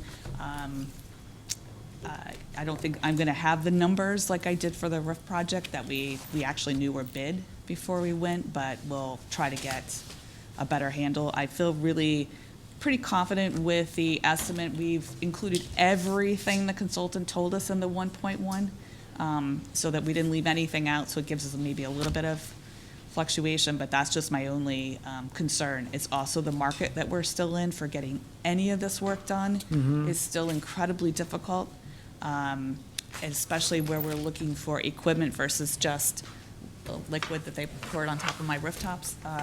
You know, I'm a little just concerned about the timing of that. If it comes to be where this project, and I've just been thinking about this driving over, I don't want you guys to have to borrow the money if for some reason the project's gonna get pushed. So I think that we will work around that and see if there's some way that we can change or amend the annual agreement for just that 1 year, so that you're not taking money out and paying us on July 15th if we're gonna run into delay issues on getting this project done. Does that make sense? Yeah. Any questions? Any other questions? I think we're good. Thank you. Great, thank you. Yeah, thanks for coming over. My pleasure, and I will go back to the office and email the exact number to Jeannie, and that way she can update your spreadsheet. Yeah, she's downstairs putting the numbers in right now, as a matter of fact. Okay, good luck. See you Wednesday. See you Wednesday. Oh, that's your next meeting? Yeah. Thanks, Don. Thank you. Okay, we're cooking. So now, we will do the select board budget, and Jeremy, you're gonna lead that? Yes, I can lead that. Okay, Deb's pulled the select board budget up on the screen here, and it's also in your folder. Similar to past budget, this is essentially in guidance, except I'll point out a couple things. So the salary portions here are either set by contract or have the 4.5% COLA added on to for year over year from FY '23 to '24 as proposed. And then the other thing to note, in the salary bundle of items, that includes the senior citizen tax credit. And you'll note over the last few years, there haven't been as many folks taking advantage of that program. So we're proposing to reduce that budget line by $4,000, which still may be more than that we need, but we felt comfortable with that. And we're using that surplus or that reduction to then fund an expense line for training. You'll see a new line down under expenses that adds a training line item, not only for the Board of Selectmen's office and Town Administrator's office, but for other folks in Town Hall that may not have training within their budgets. It's kind of like we have that in that consulting services line. It's kind of like a catch-all for any other departments that need a consultant, that they come to the Board of Selectmen and we can use it out of our budget. Yeah, a good example is, there's some MMA or Mass Municipal Association programs coming up this spring that some folks would like to attend, and they're great value, but there's no good budget line to allow folks to go to that, to pay for those fees. So that's the proposal there. Before you leave the senior tax credit thing, I'm very hesitant about using this 3-year average, because the 3-year average is the COVID period, essentially. So you're taking expenses that are based on a state of emergency, COVID, all that kind of stuff. And the senior tax program relies on seniors who are like the most vulnerable group being affected by COVID. So to say, gee, it wasn't utilized for 3 years very much may not reflect what would happen if COVID was truly behind us. I'm not sure. I keep reading about more COVID-related things going on. And that there was better advertising and better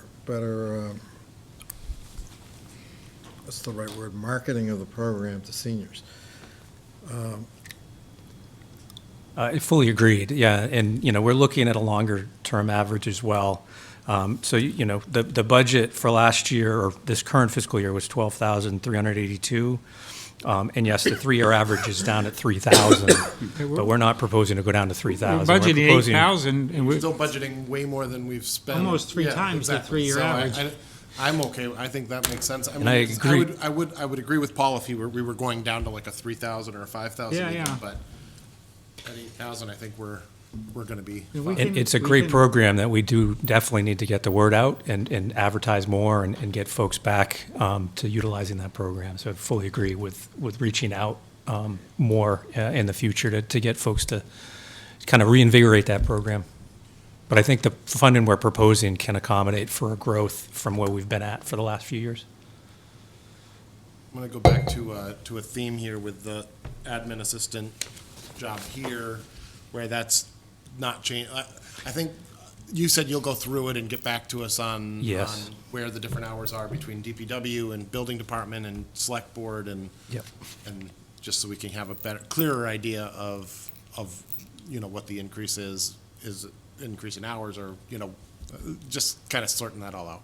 Yeah, we definitely will do. And I from the quick look today, it seems that we may have the ability to reduce some of the public works budget and still carry the hours and support that we need. So it's my initial thought, but we'll come back with that adjustment. As far as the expense line items, pretty much level funded, with the exception of adding the training line and also shifting, as the Chief Galvin mentioned, shifting the cost of Code Red to fall under the police department's budget. That's the high points on the selectmen's budget. I have a question on the consulting service line that I brought up. I know in '22 we spent 18,000. What are we spending this year? Are we closer to that $19,000 number, or are we back down to where we were in like 20 or 21? It's somewhere in between. Okay. Somewhere in between. So that proposed 19,000 is a healthy number. Okay. But with the limited time that I've been in the role, I just wanted to give myself a little bit more opportunity to see where the needs are and not artificially kind of reduce or constrain some initiatives that we could undertake in the I didn't coming even know year. if it was IT consultant, I wonder too, because that It's was. not. It's like when we've had to hire engineers or something, like when we're dealing with these 40Bs. Yeah, yeah. That we use this line item for. Oh, I remember we did that, you're right, with the Fields of Sherborn, Yeah, at yeah. one time, we did a So, bunch of that, yeah. And I think over on hunting, we've used. That's this right, I line forgot item about for- that. Yep. Yeah, I forgot about that. So that's what this line, it allows us to, I think one time the Board of Health needed something for a consultant and we. I think that was the Fields. We used, yeah, we used We this. definitely did, that's Yep. right.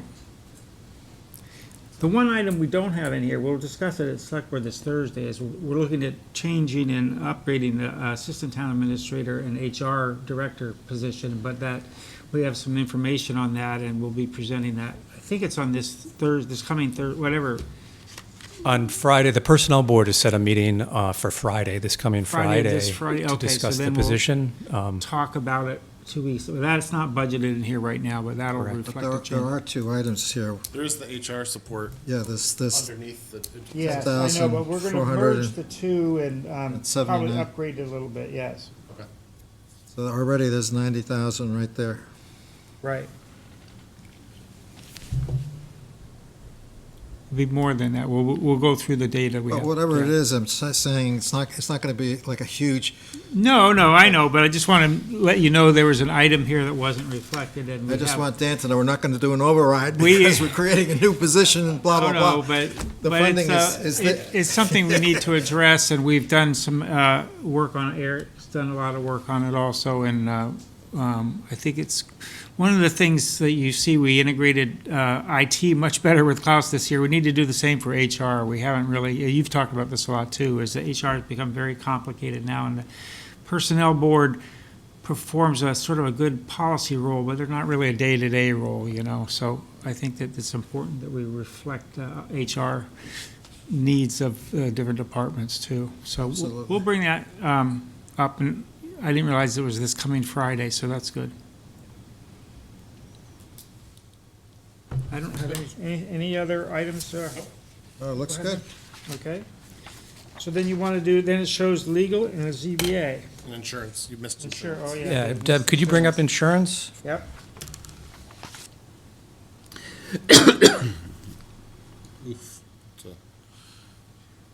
So these are the budget lines for the town's insurance policy. That first budget line is sort of the consolidated property, liability, auto coverage. And you'll note that there's a fairly hefty increase shown there. In general, our carrier has recommended that we carry an 8% increase overall for that budget line. And also, due to the library being now substantially completed, we need to add the library's property insurance back into the budget line. And that, the premium for the library building is about $22,000 per year annually for that coverage. So what you see proposed here in the budget is an overall 8% plus $22,000 to add the library back into the inventory of buildings under the town's policies.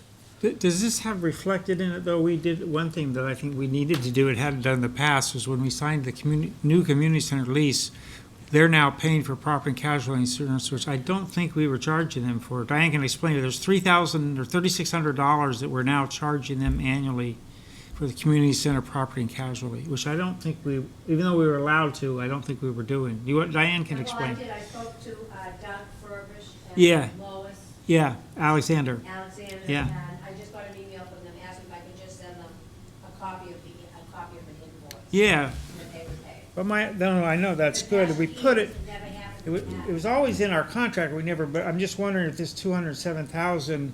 That reflects includes getting- that 3,600. That does not net out that. Yeah, so we could probably could net reduce out. that by $3,000 or so.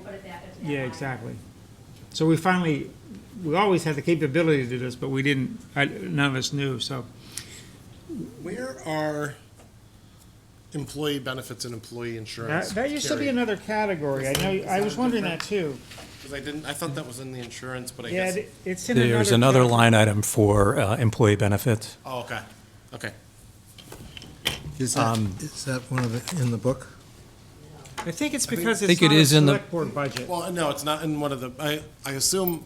Here it is, up on the screen. Speak to Deb, even though she's not in the room, but, like, I assume you could get us a copy of, like, the overall budget as well, because this is just Yes, showing just our. select board budget. Yeah, I'd like to see the whole budget when the Yeah. whole town budget, I think. She does have what you're asking on the screen right now, it's up there Okay. now. And as far as this line item here, up on the screen, these employee benefits, the county retirement, that's an assessment that's essentially set. There's not much play there. There's no, it is what it is. The biggest item there is the employee health insurance. Yeah. And Maya has recommended that we carry currently a 9% increase. We may find in about a month or so that number will go down. It could be as low as 7%. But for now, Maya has recommended that we carry a 9% increase in the health insurance budget.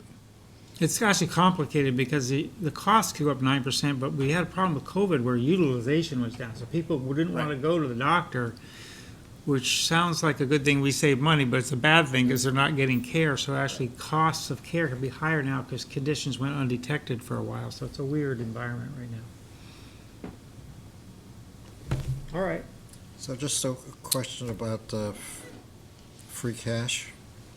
So we got the free cash number certified. We did. Yeah. Was it 2.6 million or something? Yeah. 2.71 million Yeah, yeah. was the certification. And We didn't usually get it certified till like March or What something. percentage is that? It was in there. I don't Yeah. recall off the top of my head. It's higher than it was certified last year. Yeah, by far, I think. It's the most it's been certified in recent history. so I'm thinking that some of the capital expenses, I know there's been this history with advisory to do these debt exclusion overrides. But if we have some free cash, the problem with debt exclusion override is that it builds that into the tax rate for years to come. And if we're worried about tax rate going forward, we have this free cash.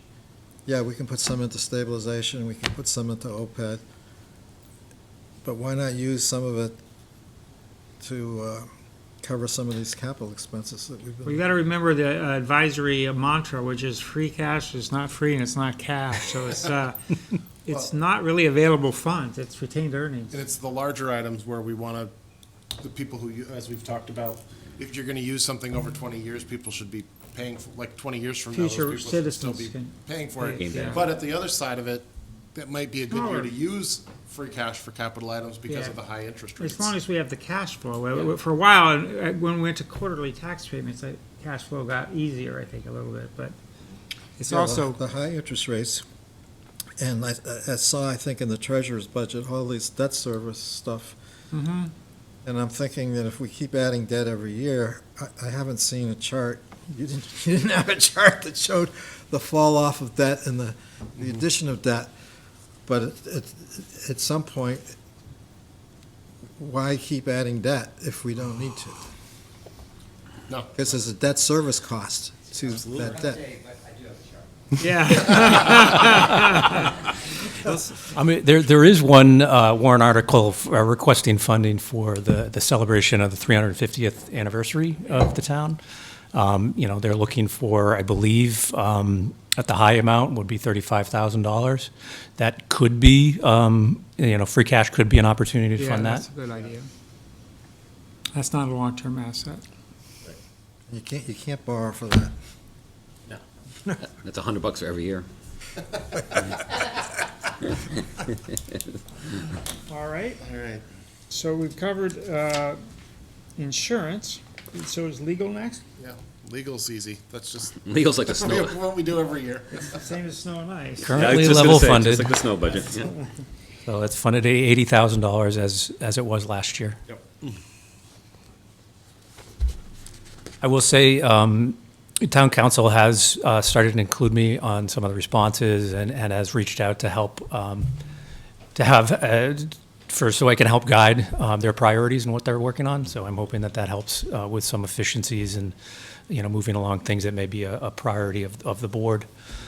So if there are those things, please let me know and I can help, drive those things along from a board's perspective. And just to say it out, I think hopefully people do this, but to go to town council, everybody should be coming through you anyway. They shouldn't. They usually write to me, and what I tell them I'd say is. like it should go either through you or Jeremy because. I've heard in the past there used to be a form that kind of was filled out and submitted to the town administrator's office. We may have drifted away from that, Right. but if that's something the board would like us to do, we could. 'Cause you don't want everybody in every department calling our town council. Well, what I tell them is, I generally approve it, because most of the people I'm dealing with, they have a specific issue, but I say, just copy Diane. If you write to Petrini or Heather White or whoever it is, that's okay, but copy Diane so she's aware of who's using the service. So, because usually, like, the Board of Health has had Murchison suing them for something, Right, so right, there's some issue that has come up where they need, someone's made an open meeting law complaint against them or something like that. So I haven't had anybody request town council input that wasn't warranted, I don't think. So I don't see it as being Okay. and so I do get almost every request. I mean, you could do it instead of me, I'm fine with that, but I think it's sensible to have Diane be sort of the gatekeeper. So, but let me say, as a town council myself, an ounce of prevention is worth a pound of cure. And sometimes a little bit of advice Yes. before somebody drives off a cliff, because taking them, That's how I've been- salvaging them out of No, the bottom of a ravine is a lot more complicated. Well, and we're showing them, I think it's also a personal thing. You're showing them that they, you trust their judgment on how they're managing things, and they're aware of legal fees, being a expensive budget item, but, if they feel there's a need for it, I want to be sensitive to their request, too. So when I was chair and I would get those requests, I would actually tell the town council, let me know if this effort exceeds 2 hours or something like that. I'll kind of estimate what we think they would be, what's reasonable, and then see if it kind of opens up the whole can of worms, Okay. And usually, in knowing that, I don't even tell the person who requested it too. So just, I'm going to have them tell me Yeah. 1, 2 hours, and then actually, it kept reasonably under I control. think when I was chair before you, that always went through the town administrator. I think it, at some point switched. Yeah. So, I but don't know why it came to me, maybe because of you, but I always just cause because it to it's go like the through day-to-day, Diane. like Yeah. Diane and Jeremy are here, whereas Yeah, you yeah. might, Okay. So ZBA, which is underfunded, I Nothing to really think. talk about. I don't know, but with all these 40Bs, they might be doing more legal notice. They've got 4 or 5 40Bs going on right now. I'm not sure, because we're going to have, comprehensive permits for Farm Road, Washington Street, Greenwood, Coolidge, whatever. I don't know. All those are in other budgets. The legal is in the legal budget. Yeah.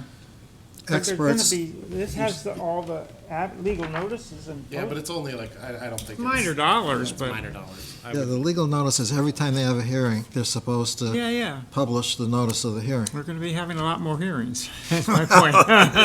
That's my point. I know that $1,100 isn't a lot of money, but it's probably not accurate, is my sense. It may not, and we'll need to keep an eye on it.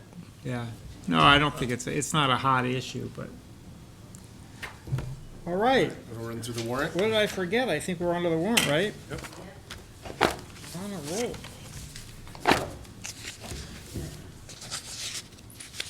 Now, I don't know if you are on, Jeannie, if you want to share. Jeannie's actually been real-time inputting the capital dollars into the draft. Deb is gonna share the warrant, put it up. Who is, Jeannie? Deb or Jeannie? Deb's gonna put it on the screen.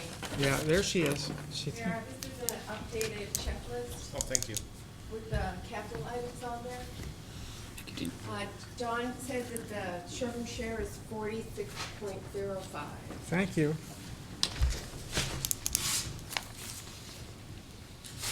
I think you could kind of skip over the first 1, 2, 3, 4, All the 5, standardized 6, ones, right. 7, 8.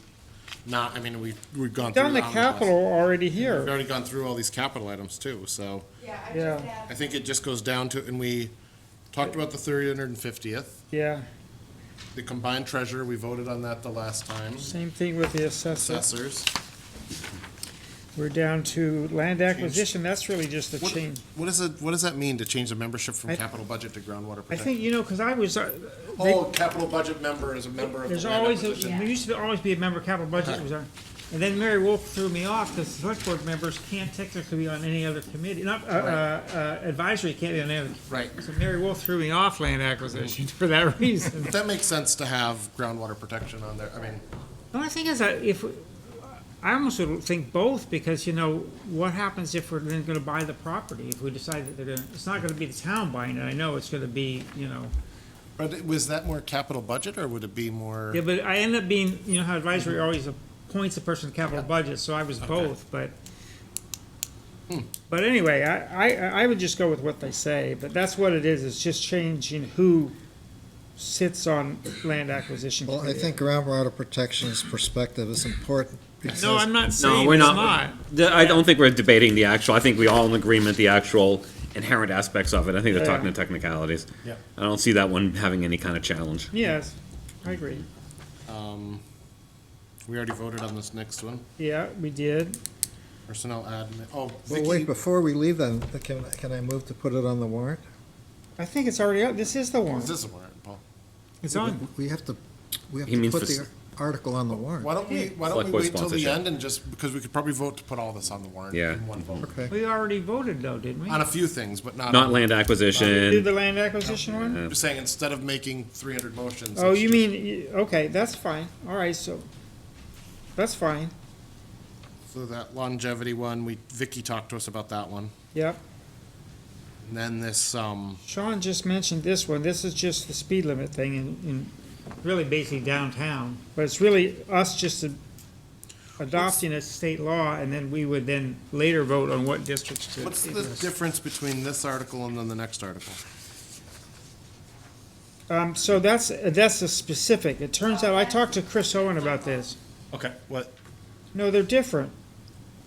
You're talking about the Gino Carlucci, Chris Yeah, I'm Owen? saying there's, Sean has one for the statutory speed limit, Yeah. and then the next one is, There's some extra wording there on the second wording is weird, one. but the next one, we're actually getting money every year from Odessa. No, I knew that. But it never went into a revolving fund, though, even though it was supposed to. We haven't tracked it. oh, so we should take out the statutory, okay. Okay. Yeah, I think it's, I see, okay, no problem. I think So- it's not the So, same. yeah, Jeannie's just gonna fix the wording on So it. just to make sure, after the dash, all that goes away. Correct. It's just revolving fund / special fund for disaster Correct. mitigation. Correct. And the intent is, when the mitigation funds come in, it goes into a revolving fund? Yep. Seems like a no-brainer. But the revolving fund doesn't exist, I think, is it? I don't the think. That's great- what that's what we're setting up, that's what this article does, I is think sets up the I revolving. talked to Chris at length. I think he's thinking of maybe something besides a revolving fund.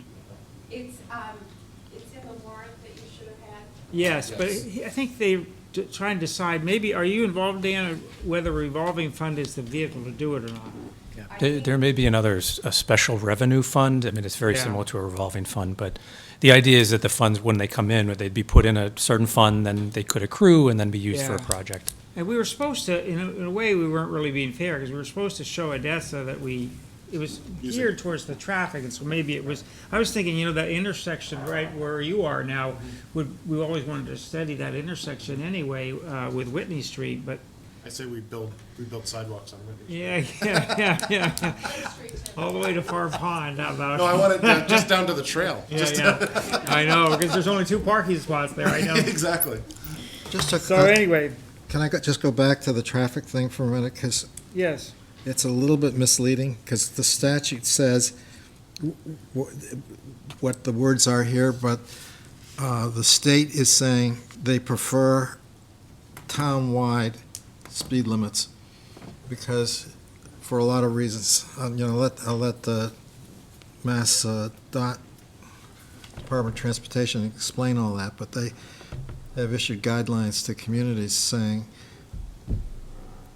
use the statute to have the same speed limit townwide.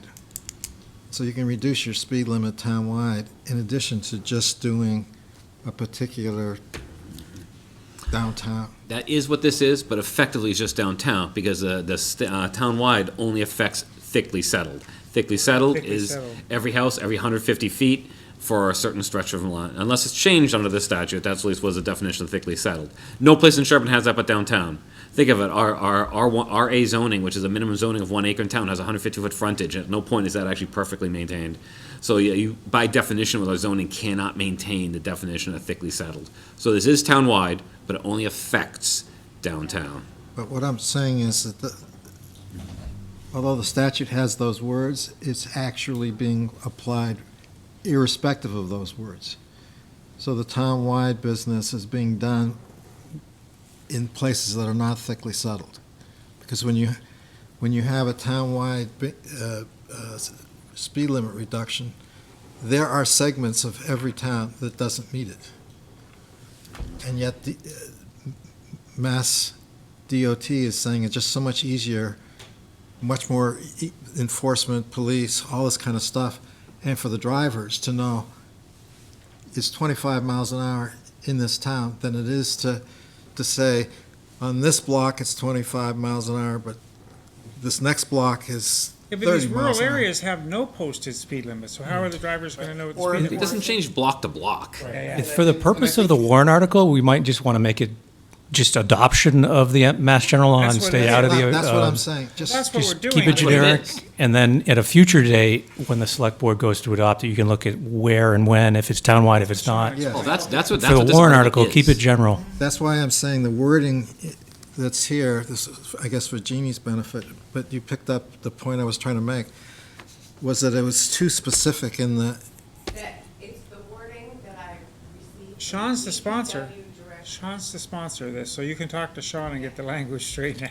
I can work with Sean on getting the language. but we're putting it on the warrant, so. I think it's to your benefit to have it more general. Jeremy we can still revise it. Yeah, we Yeah. can revise the language. Don't need to figure it out today. But you gotta keep it on the warrant. Yes. Yes. Yes, and I don't think we should go town-wide 25 miles per hour. It's gonna be very costly to me. Yeah. Oh, It's not posted. the first ticket I get, I'm gonna go, this doesn't backed up by state law. I'm gonna be, I mean, honestly, it's not even fine. On Western Ave It's gonna going be down the easy to hill. fight. Well, we're not gonna give you a No, ticket. it's usually when I'm zipping by Let's see. Paul's farm. Going down that hill, you gotta get up the speed to get into Medfield. So then the next item is the ground-mounted solar, which, by the way, takes up about half of the volume of the pages in the Killing a warrant. lot of trees to get solar. So I want to hear more on this because I think it needs to go to town council.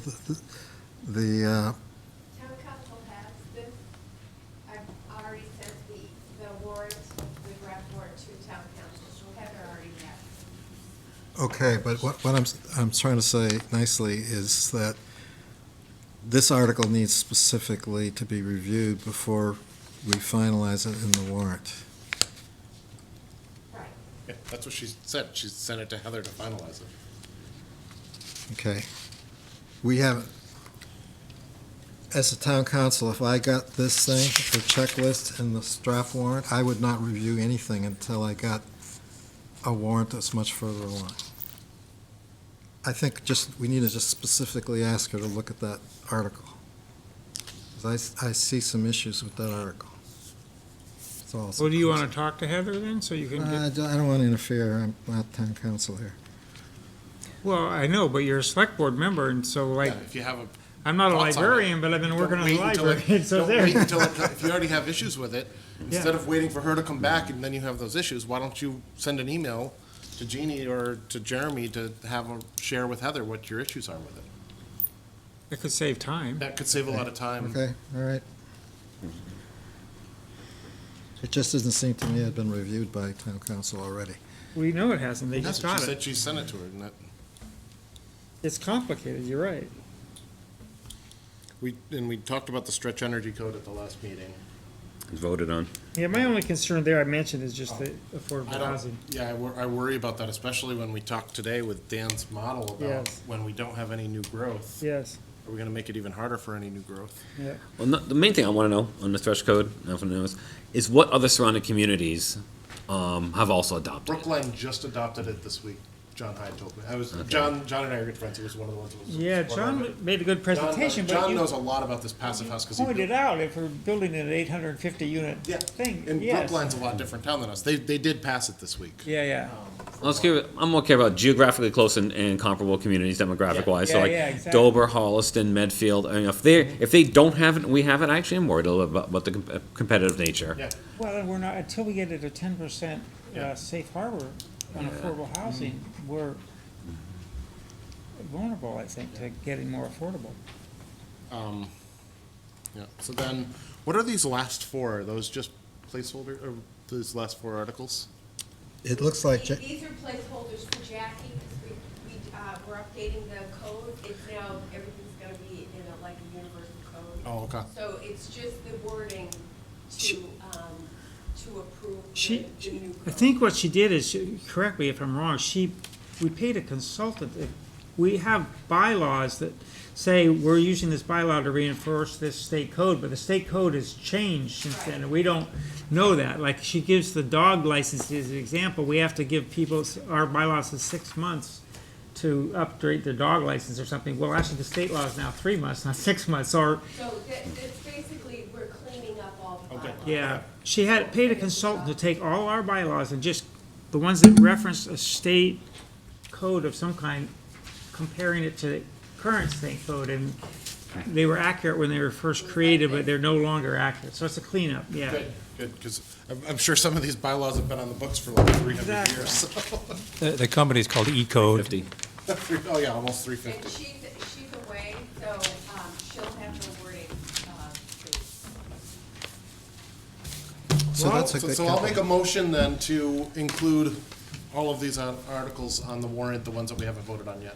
Kind of specifically, if you don't mind calling them out, because some seem more clear than others. Change of the makeup of land acquisition. Yep. The longevity, the speed limit one, the ground revolving fund. Solar. Yep, ground mounted solar, and I still don't know what anything about these GBLs, whatever. And yeah, and the changes to the GBL, yep. And all those, and all the typical ones, like the first 10 Yeah, the articles or first whatever. 10, Yeah, we always, yep. we don't know. And, the- and include all the capital articles as well. Yeah. I like the Well, I could see combination motion myself. the capital articles, to the extent possible, put into an omnibus capital thing. Yeah. Well, that, I think sometimes, those typically change along the way. Sometimes we'll pull off some capital items if we don't need to vote on it at town, you know, there's certain. Yeah. Or they'll vote to do it under free cash or Yep, whatever. exactly. So those will change, but as of now, I think we should include it on the warrant. And they haven't gone to capital budget committee yet either, I don't think. So the only one The we, advisory committee. Yeah. the only one we keep separate, usually the schools is separate from the other ones. The region has to be separate. Yes, yeah. So George made a motion, I'll second it. Do you want to vote on a combined approval of the warrant articles that we hadn't voted on? Do you okay with that? Oh, I'm fine, I'm gonna vote yes. All right. Just say aye. Aye, We don't have to, aye, we don't aye. have to do the Aye. roll Have to call roll vote. call. We forgot how to vote in a regular meeting. Well, this is partially a Zoom meeting. It's Oh, all do we of the. still have to do, I don't roll think call? so. I don't think it's combined, because honestly, we're all live on spot. I remember that roll call rule went in, and I believe we can all just say aye straight. I think that's right. Yeah. Speaking of that, I mean, a lot of people commented how great it was to be in person today. Yeah. Can we consider doing more of our meetings like this? Yeah, Instead I do of think I'd be willing to consider constantly on it. Zoom? I definitely would like to keep it hybrid, and I definitely want to get the audio, because it's still messed up, I think, but Yeah, Sean said he couldn't hear anything. we get way better people participating I agree with the that. hybrid, and we get presenters that don't have to sit there for an hour and 45 minutes to wait to give a But I 5-minute also talk. like to have a face-to-face conversation Yeah. with people, and I feel like you get, I don't know. I don't- think it lacks. As long when as we have donuts and sandwiches for every meeting, I think we're good, Diane. Yes, but when you're at one of your daughter's games and you have to be here, you can do both. Yeah, you could do both. Yeah, exactly. yeah. I think I think we need to change that box that has a green light on it right now, is what I think, on top of the TV. I know. We don't have an out. The audio is coming from there, but it doesn't have a ability for him to plug into it. Yeah. That was why before the mics matter. That's right. And the speakers, yeah. I know the mics. I always had the issue with the speakers, but we have to hear what they have We to say. have to get the audio from the room into the Zoom somehow. That's the I'm gonna problem. make a motion to adjourn, because I have to go pick up my daughter. Yeah, but before you do, I want to do two things. I want to first thank Diane, because she, first of all, caused us to force our butts to get here on a Saturday. It caused us to have this meeting, so I want to thank her, because you probably saved us at least an hour in every select board for the next month. I'm happy, this is way. So thank you for doing that, and I want to really thank Jeremy for, he's been here now, what, a month and a half, getting up to speed on the budgets. You saw he added value at each of the ones, and I want to thank Dan, because he donated time, even though it's not an advisory session, to really educate us and to talk about future years, which was very helpful, but also to reflect this. So I think it'll make the advisory public hearing probably easier too, so. One other person to thank is Deb, who's behind the screen. I know, Deb. I went in and thanked her in her office, and Jeannie did a lot of work, and Rick Terrera, so we're happy to see you again, too. So, with that said, I second your motion. All right. All in favor? Aye. All right, we're adjourned, everybody. Signed it. Thank you.